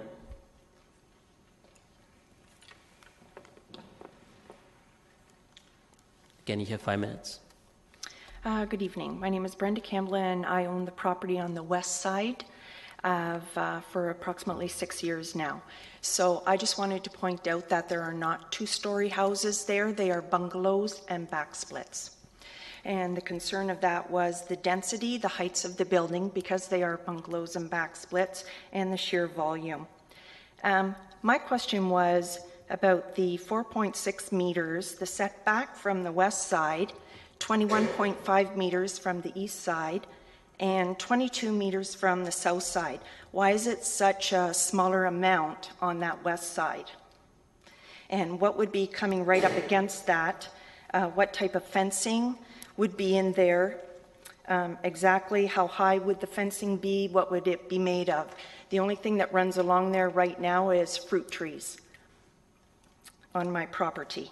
And what type of landscaping, whether it be tree, shrub, stone, to get a little more definition of that, for obvious reasons, for privacy, for sound barrier, just the sheer traffic through there, and destroying the wildlife and trees in there. Also, I had a question on the grading, because the grading does go down to Highland Road. Would that property be built up evenly and then the buildings on top of that, or are they going to be built at the lower level? So in particular along that west side, and then where would the fencing be? Would the 8 or 10-foot fencing be from the lowest grade, or would it be from level up to the highest grade and built up for privacy? So that was a concern as well, depending on how is that grading going to be filled in and leveled off. And where does fencing come in there? The concern is also the blocking the light for them, the units looking down into the lots, and again, just exactly some more details on the fencing and the privacy for the other considerations for the other homeowners. I also had a question about the red outlined piece on the west side there. It was indicated that that part was still owned by the region or was under negotiation. I didn't quite understand that, because I did understand that there originally was a road thoroughway and that on the west side, and that had been purchased by the developer. So I'm just not exactly certain exactly why are things coming so close to that west side. Perhaps staff can help to answer that question when the delegation is up. Go ahead. Through you, Mr. Chair. There were a number of things in your presentation, so you may have to repeat some of them, but you mentioned the setback as a primary concern, especially in proximity to the property to the west. It is listed as 4.6 in the zoning, and the reason, just to put these things in perspective, the minimum setback in the R6 zone is 2.6 meters. So this is actually an increase from what the minimum requirement is in the zoning.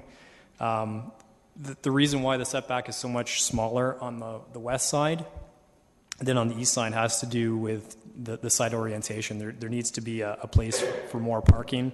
It was because of grades and other factors. It was deemed more feasible to do the parking on the east side, hence the larger setback. Something else you mentioned was about fencing. There are fencing requirements wherever there is a parking lot adjacent to a residence. So there would be a 1.8 meter high, 1.8 meter, 6 foot high board-on-board fence that would be placed along the perimeter of the parking area. You had asked about grading as well. There are some significant grades on the site, which make for some challenges. The grades come up from Highland Road, and the highest point of the site is likely closest to the entrance. There would be a retaining wall placed closer towards the west, to the east side of the property rather, where there's a 6.7 meter setback from the parking lot to the eastern property line. You'd asked about the daylight triangle as well that the region is conveying, just to clarify that. There is a land exchange in process between the developer and the region. It hasn't been finalized as of yet. And what is proposed is that the owner of the land acquire that daylight triangle from the region in exchange for land that the region has piezometers, which are a well, basically a device for measuring groundwater.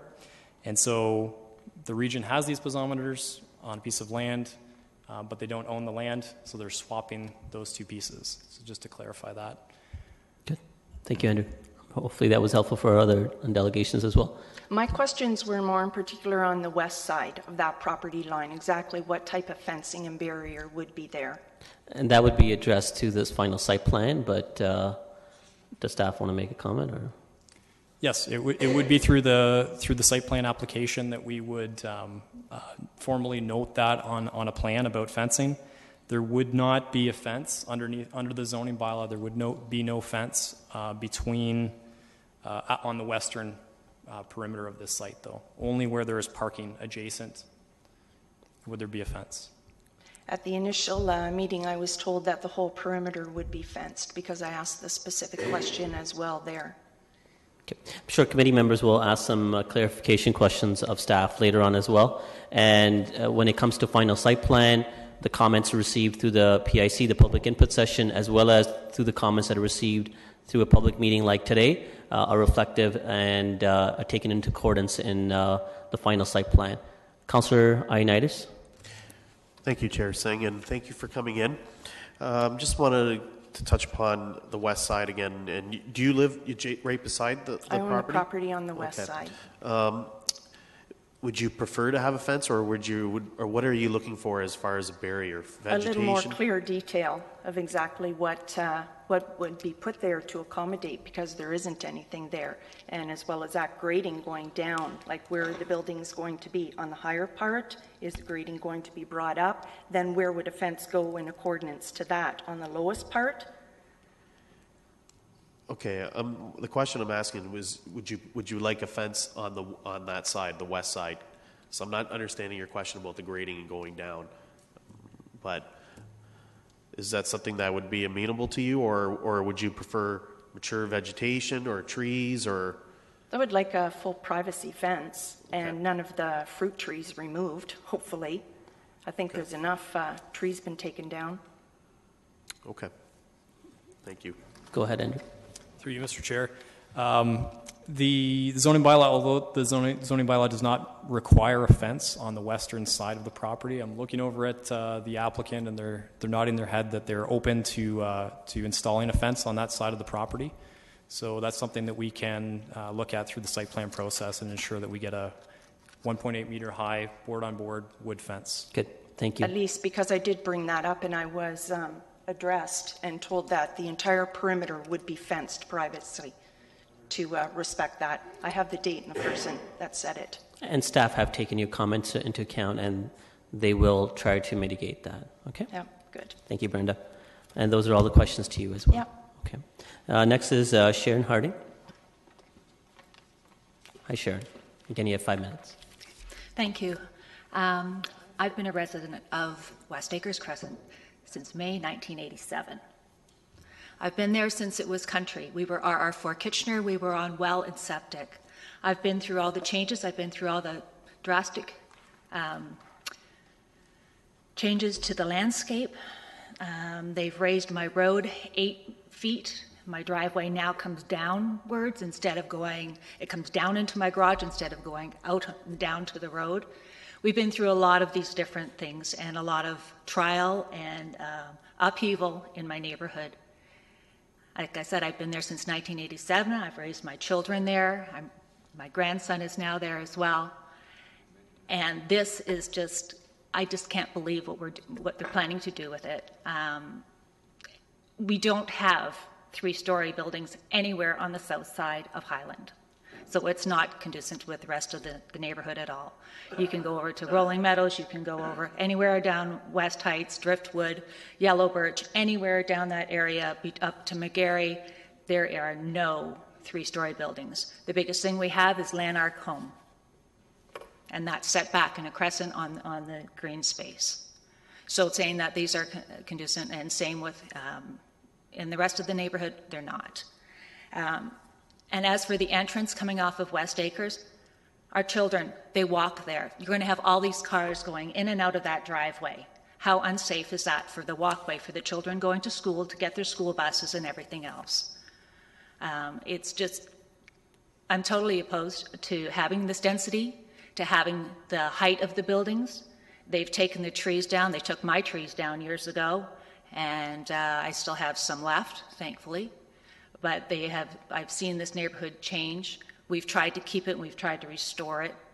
And, cutting down all the trees that they did already, it's just not the same anymore. And one of the comments in this report was saying to allow people to stay in the neighborhood, and spoke to, what did they say, older adults. Well, older adults aren't going to be walking up 3 stairs, or all the stairs to 3 stories.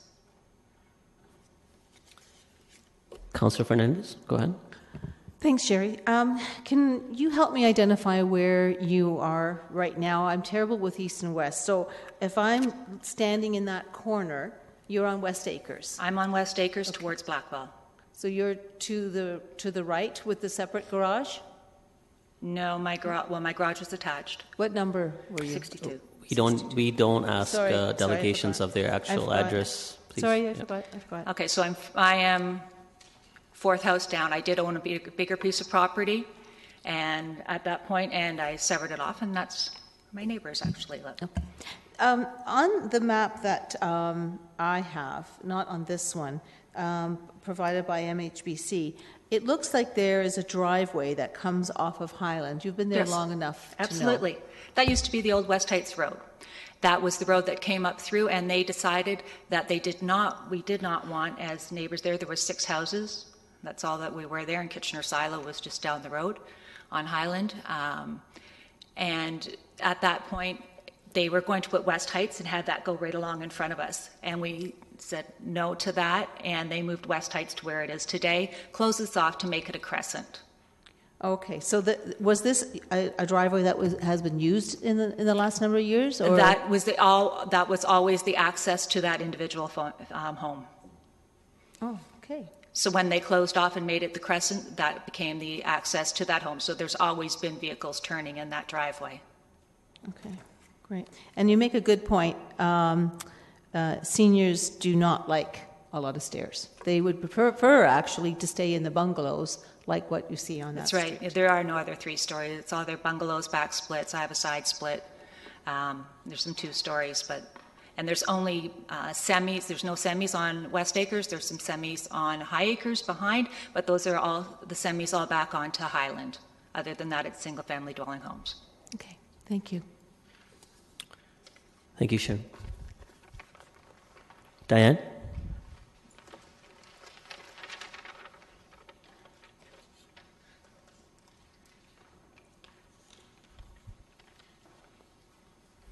Can you hit 5 minutes? I too have been there since '87, and I'm to the south of the property, and they raised the road, like Sharon had said, 8 feet, so that put me way down compared to being level to the street.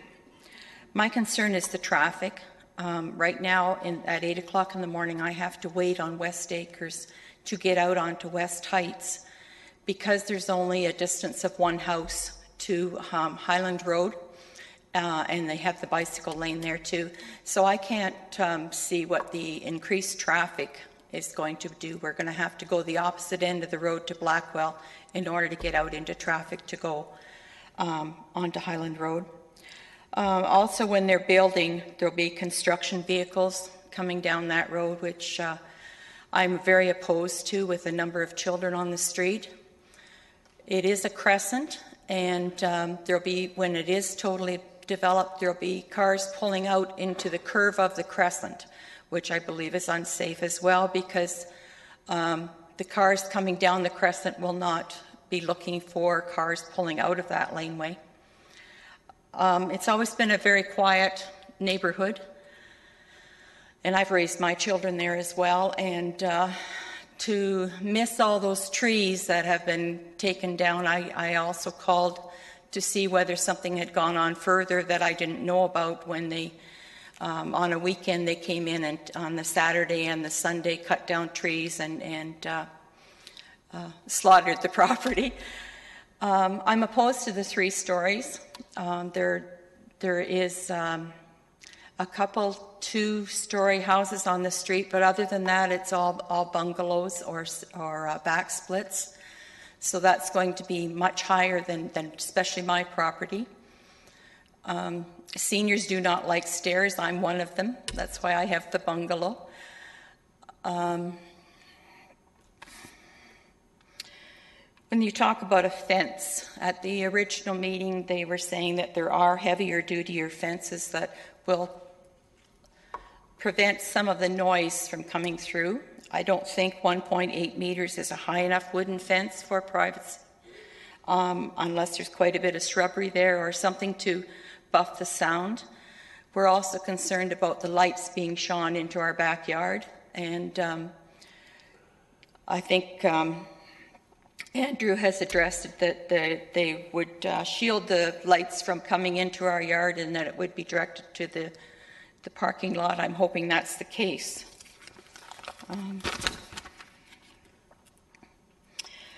I didn't see anywhere where there was a grading plan. West Acres Crescent, on the curve of it there, where it went through where the old West Heights was, it goes down a hill. And my concern is the building going to be at the top of the hill, or is it going to be set down some and the grading lowered a bit? I'm hoping that the grading next to our property will be lowered a bit for the parking lot, that it will not be up on the top of a hill and then make the 3 stories higher than that. I think other people have covered most of my concerns, and I thank you for the opportunity for speaking. Thank you. Thank you. Rob?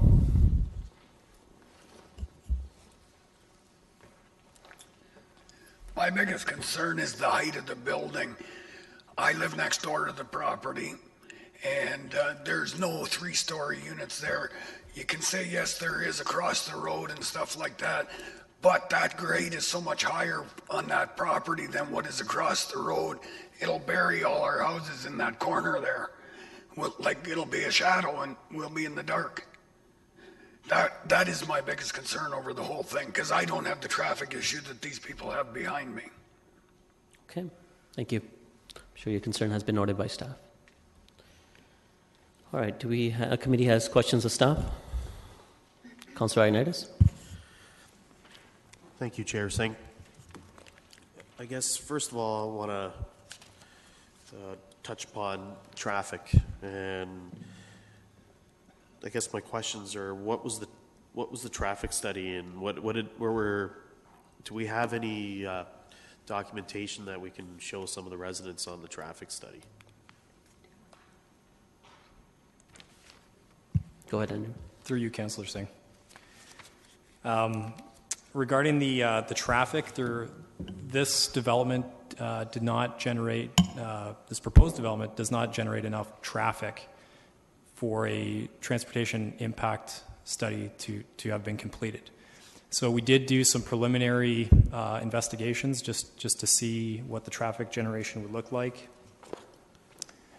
Our transportation services staff estimated a worst case scenario during the weekday AM peak hour, a maximum of 18 to 19 vehicles would enter and exit the site. That's total, 5 enter, 13 exit. Evenly distributed, that would be a vehicle every 3.3 minutes. And the weekday PM peak vehicle trips would be 21. That's 12 enter, 9 exit. Distributed evenly, that would be a car every 2.9 minutes. That's considered very low. Transportation impact study, we're looking at a minimum of 100 trips per hour on the peak. And from what I understand from transportation staff. So this is, it will be more than what is there now, but considering other developments and considering the neighborhood, this is fairly low. Okay. Did it consider which direction traffic would be flowing on West Acres with the access on West Acres? Would it be going towards West Heights, or would it be going towards Blackwell? Through you, Mr. Chair, that was not assessed because, again, a transportation impact study was not warranted. So it wasn't a consideration that our staff felt was significant enough to study in further detail. Okay. Just the one other question that I have, and it's one of the comments that was pretty well predominantly from most of the residents in the report and from the public meeting. It was the access of Highland Road, and it seemed like a win for the community if it was able to have access on Highland Road. So if you could just touch upon a little more about what happened there and why that decision was made.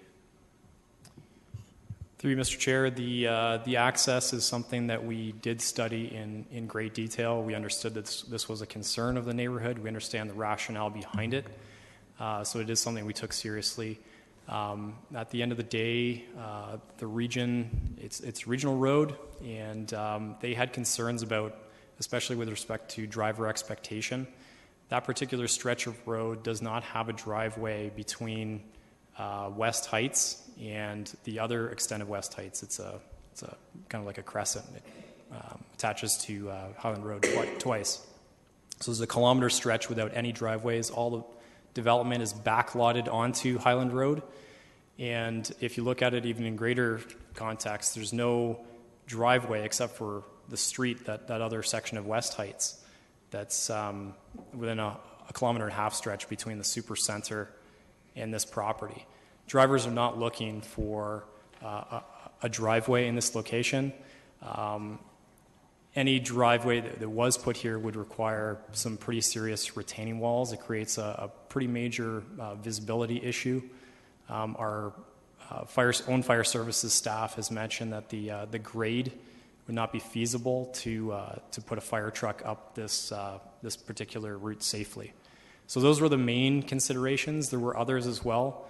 The construction of retaining walls would be a major problem, as well as the need for a fire truck turnaround on the site, which would take up a very significant portion of the site. So in combination, those are some pretty significant issues, and the main one being that the region has said no to it, and they're in control of that particular road. Okay.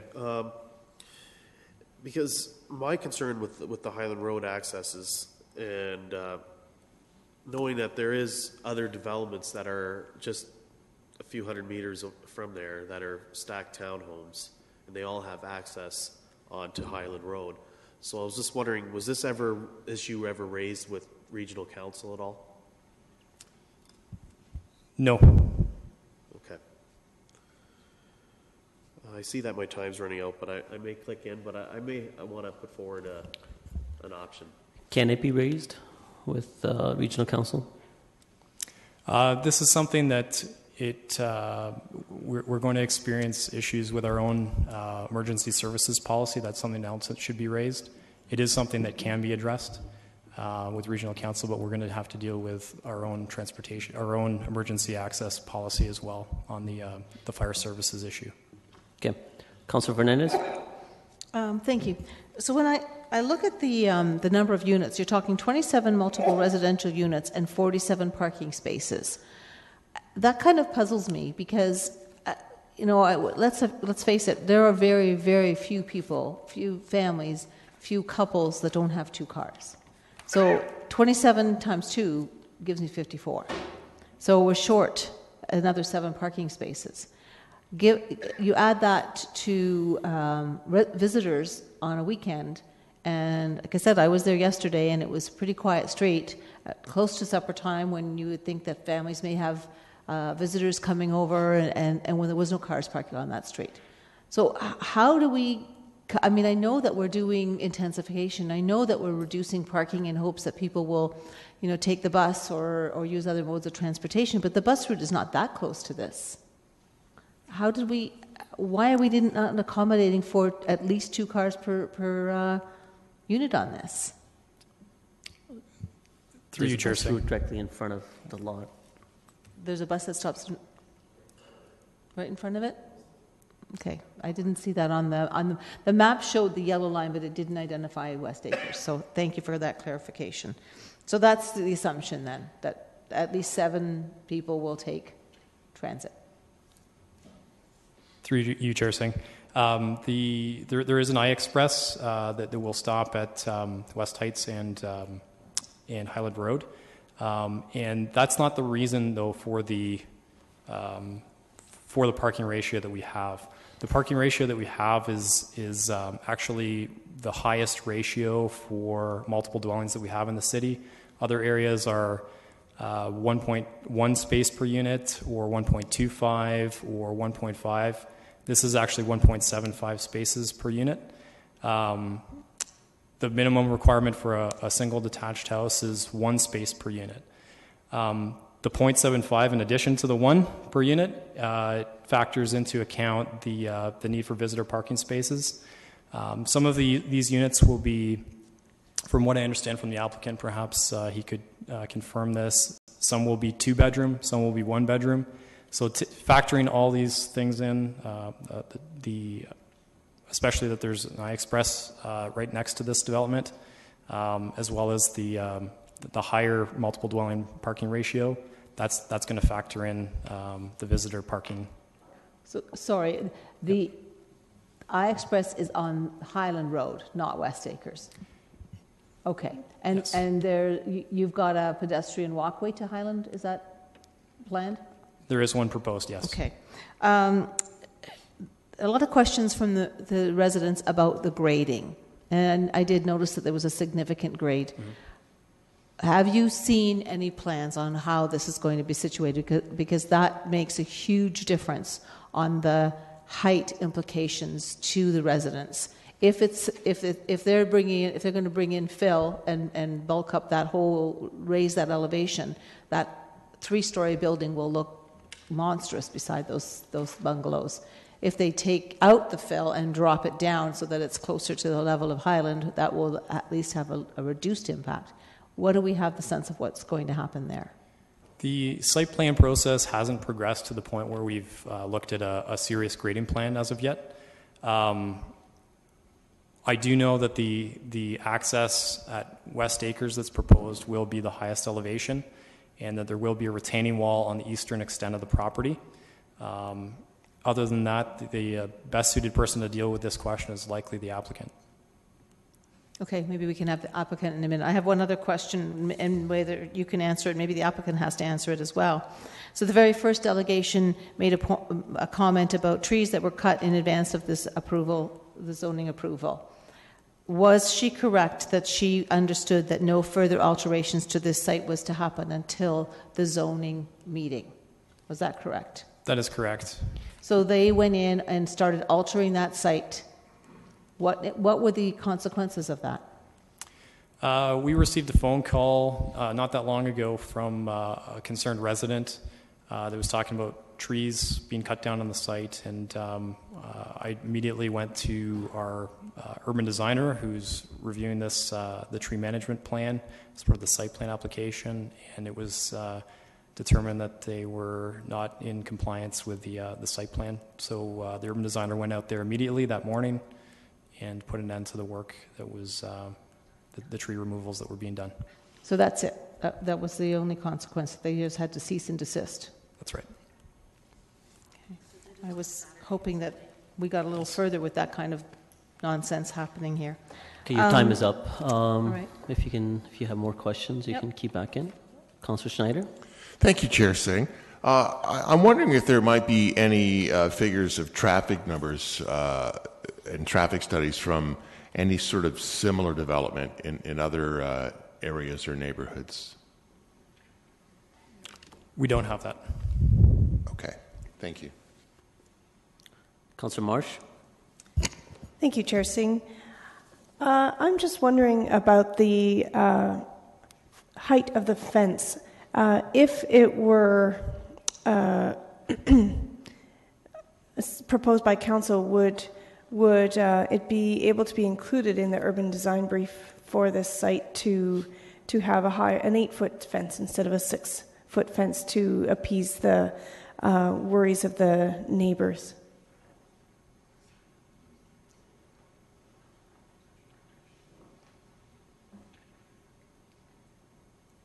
Through you, Mr. Chair, that's something that we can look into.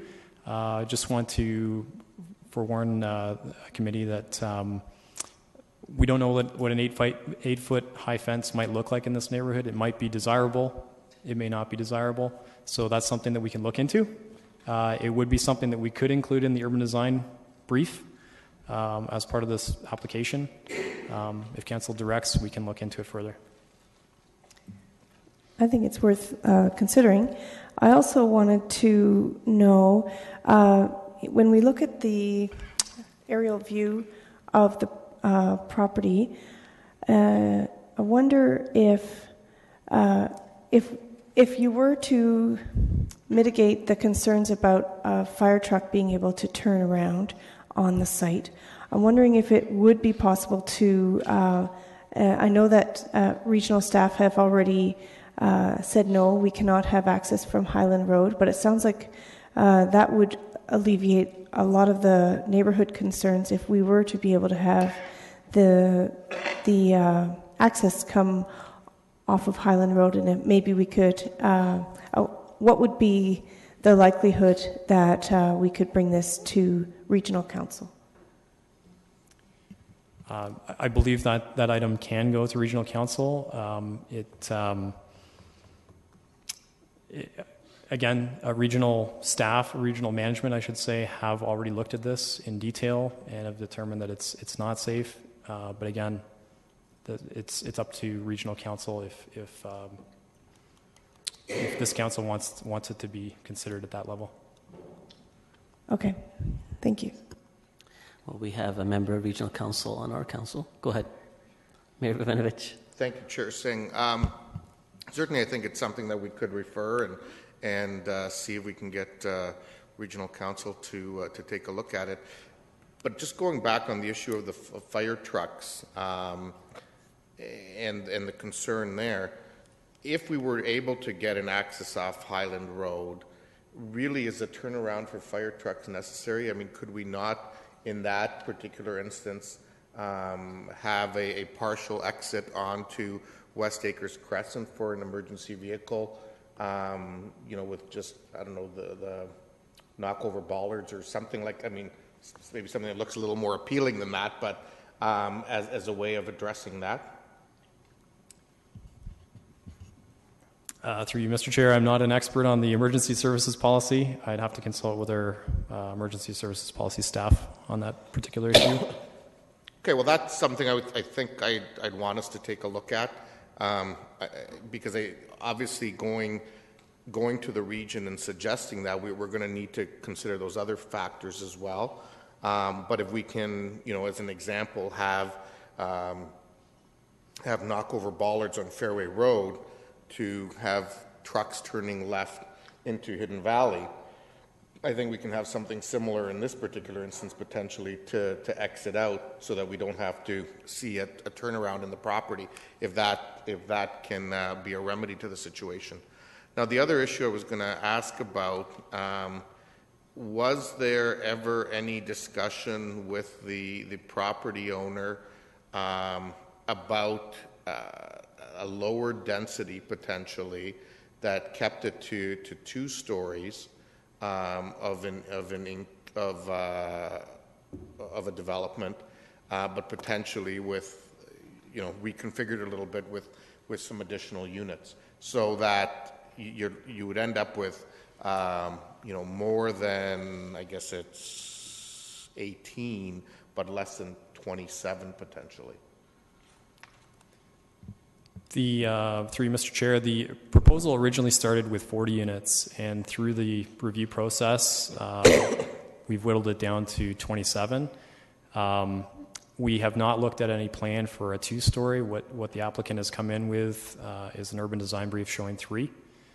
This is still considered to be very low density development. The surrounding zoning would have the same height restrictions as what's proposed here.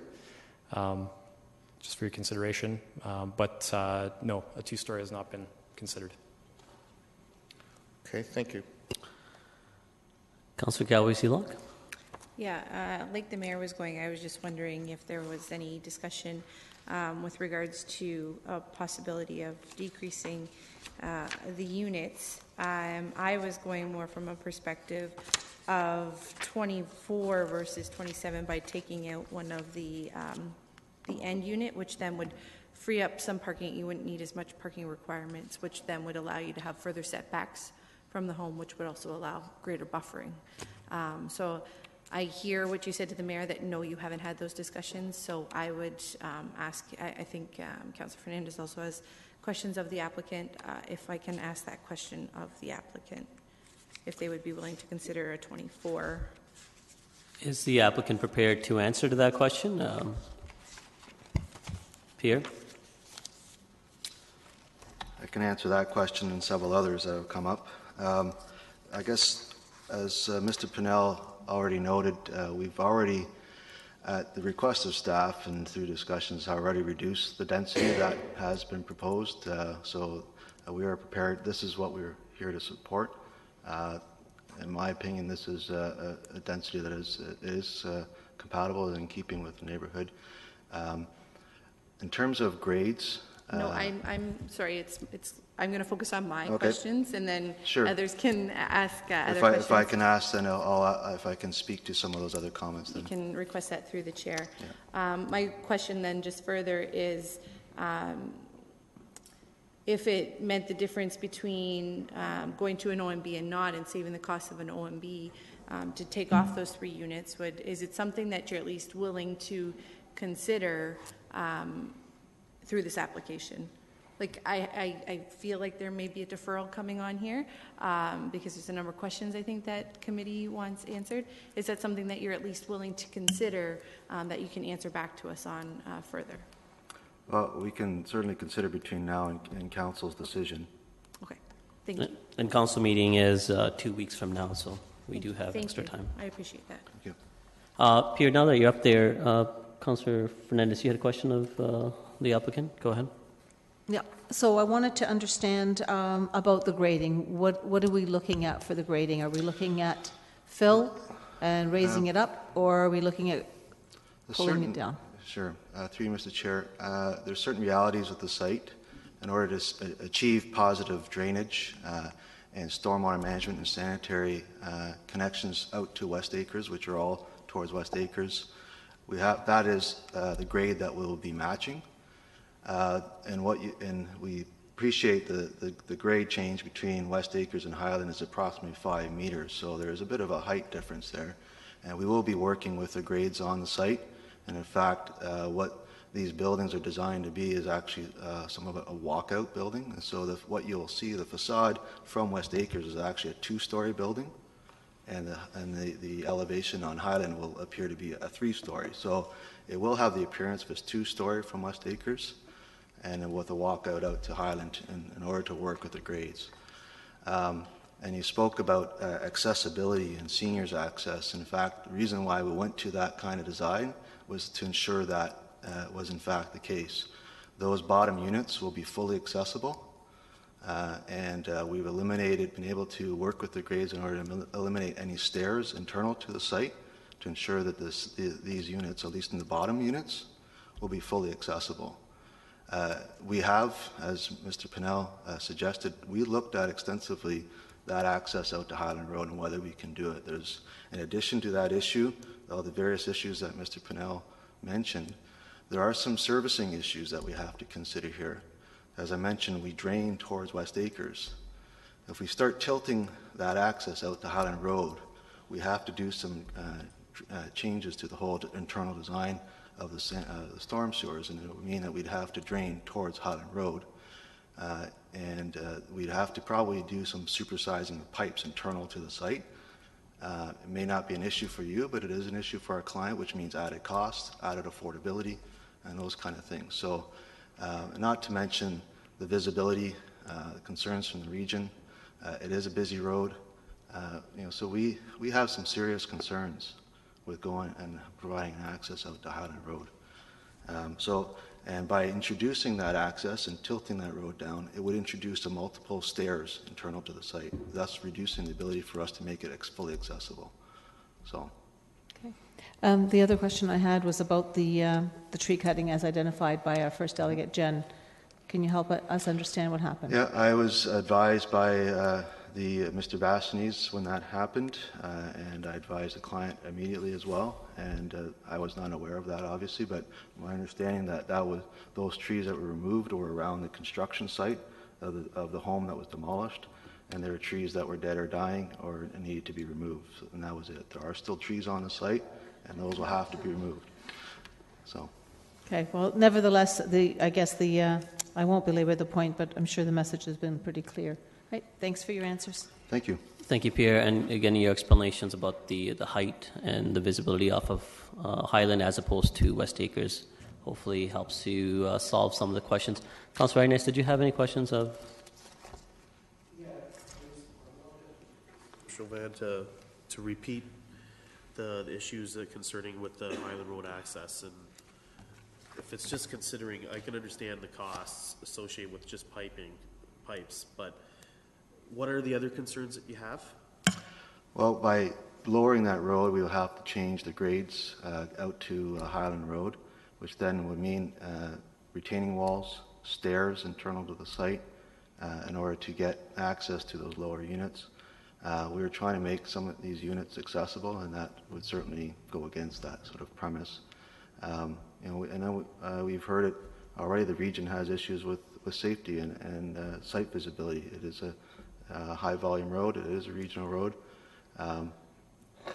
This is, to me, there are, as Mr. Pinella noted, there are no other driveways along this stretch of Highland Road.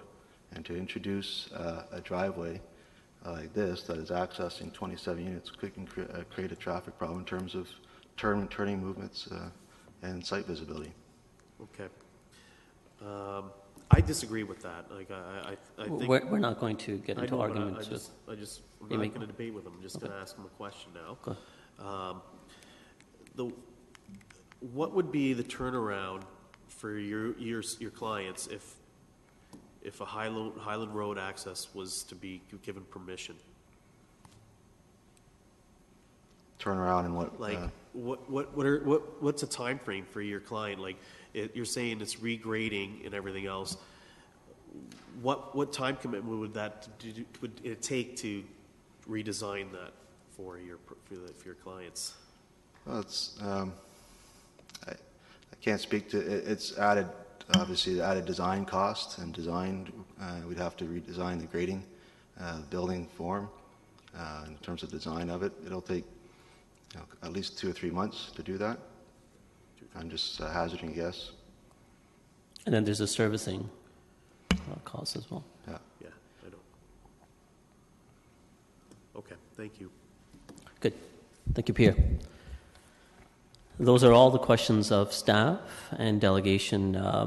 Can I have a mover for this? Councillor Inez? I'm not really too satisfied with the access on West Acres, and so I really don't know where to look here.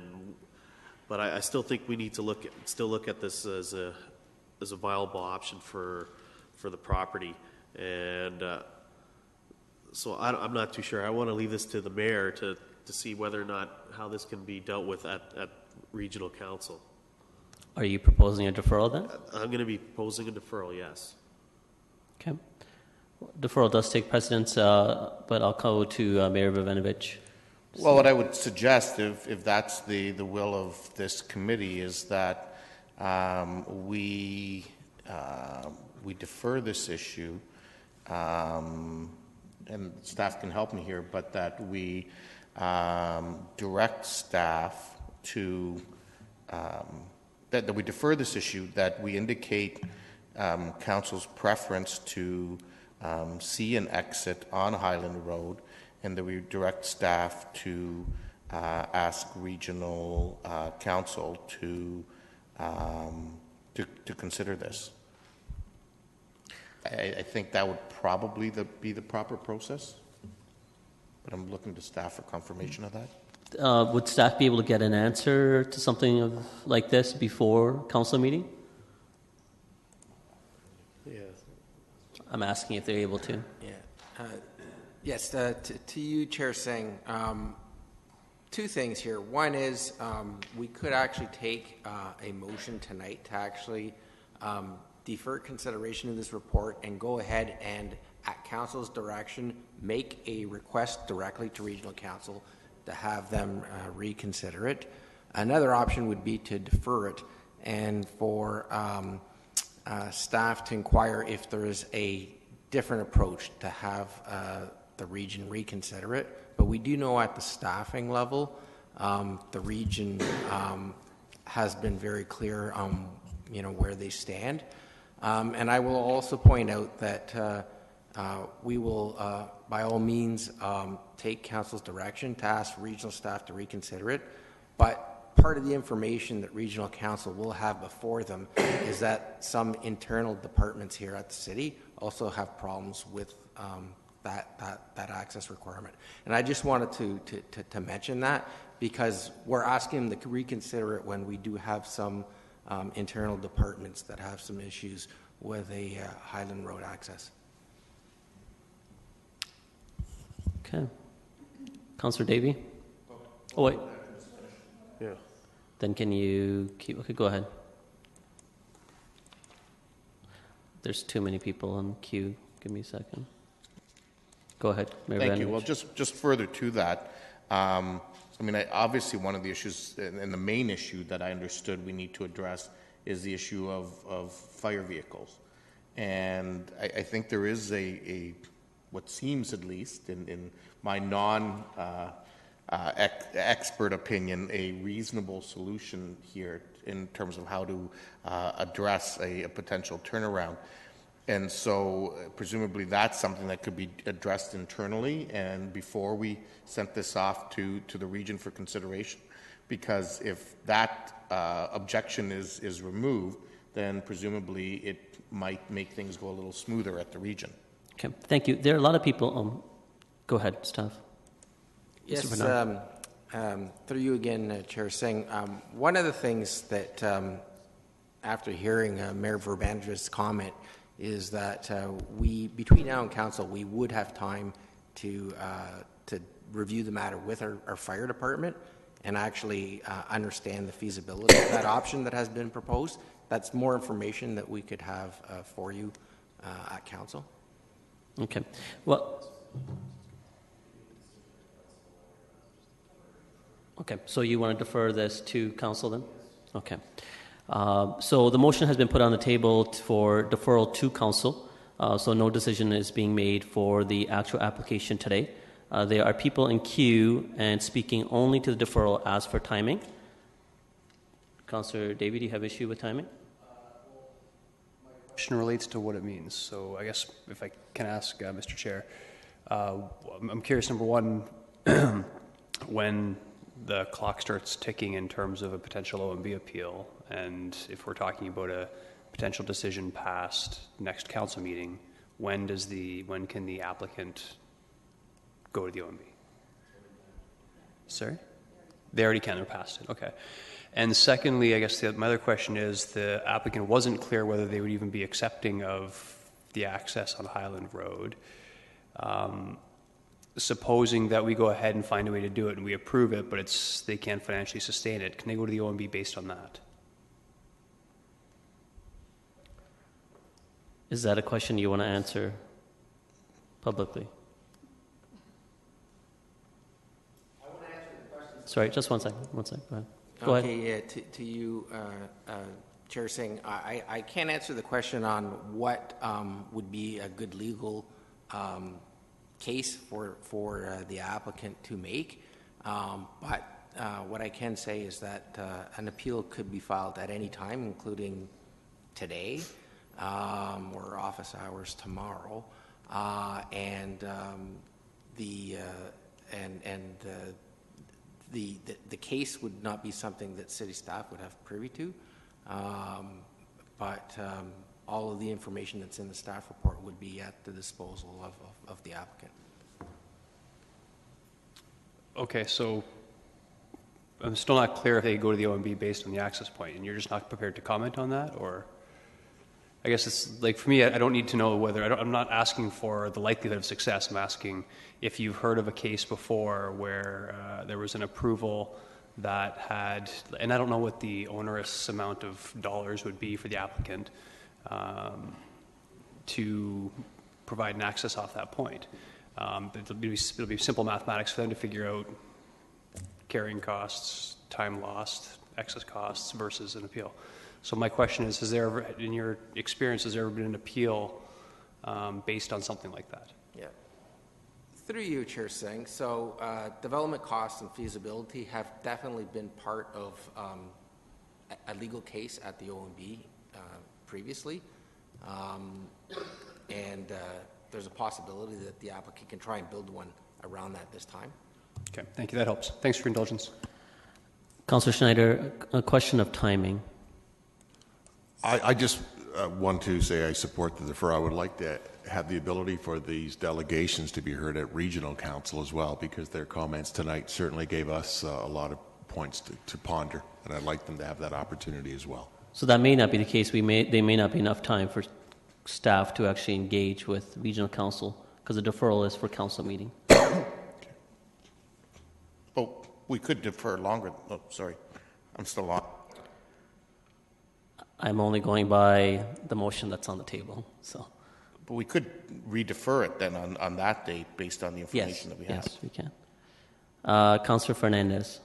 That was going to be my my comment, because in one of the letters that we got, was mentioned that a new bus stop has been put at West Heights and Highland. So if there's already concerns about stoppability, they're already having to navigate around a bus. So I really think it's important that we give enough time, not only for our staff and for our fire department to take a look at this. And I think Mayor Vermanovic has a bang-on suggestion, because we see that at Dune Village Road as well, where there is that ability to access. So I think a deferral needs to take a little bit longer and have the opportunity for the mayor to speak at regional council, and if these residents wish to speak there as well, that they can.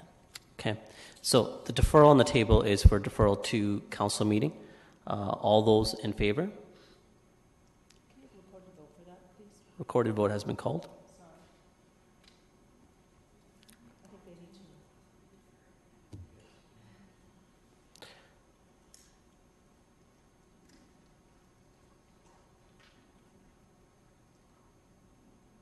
Is it coming?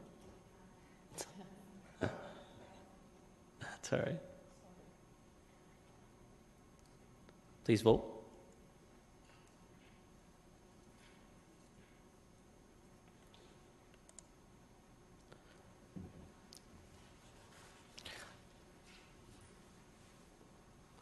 All those in favor? Opposed? And that carries. So for the delegation, the committee has chosen to defer making a decision on the application until the next council meeting. Okay. At which point it could be deferred again if additional information is required. All right, meeting adjourned. Councillor Marsh, you wanted to say something? I just wanted to make a note for, there's a person in the gallery who was trying to film the whole meeting, and just to clarify that online we have a webcast that you could view if your camera battery ran out, that anybody can look and see, and also for anybody's family or friends at home that want to see that meeting. I don't know why they would, but let's say they, yeah. Thank you. All right.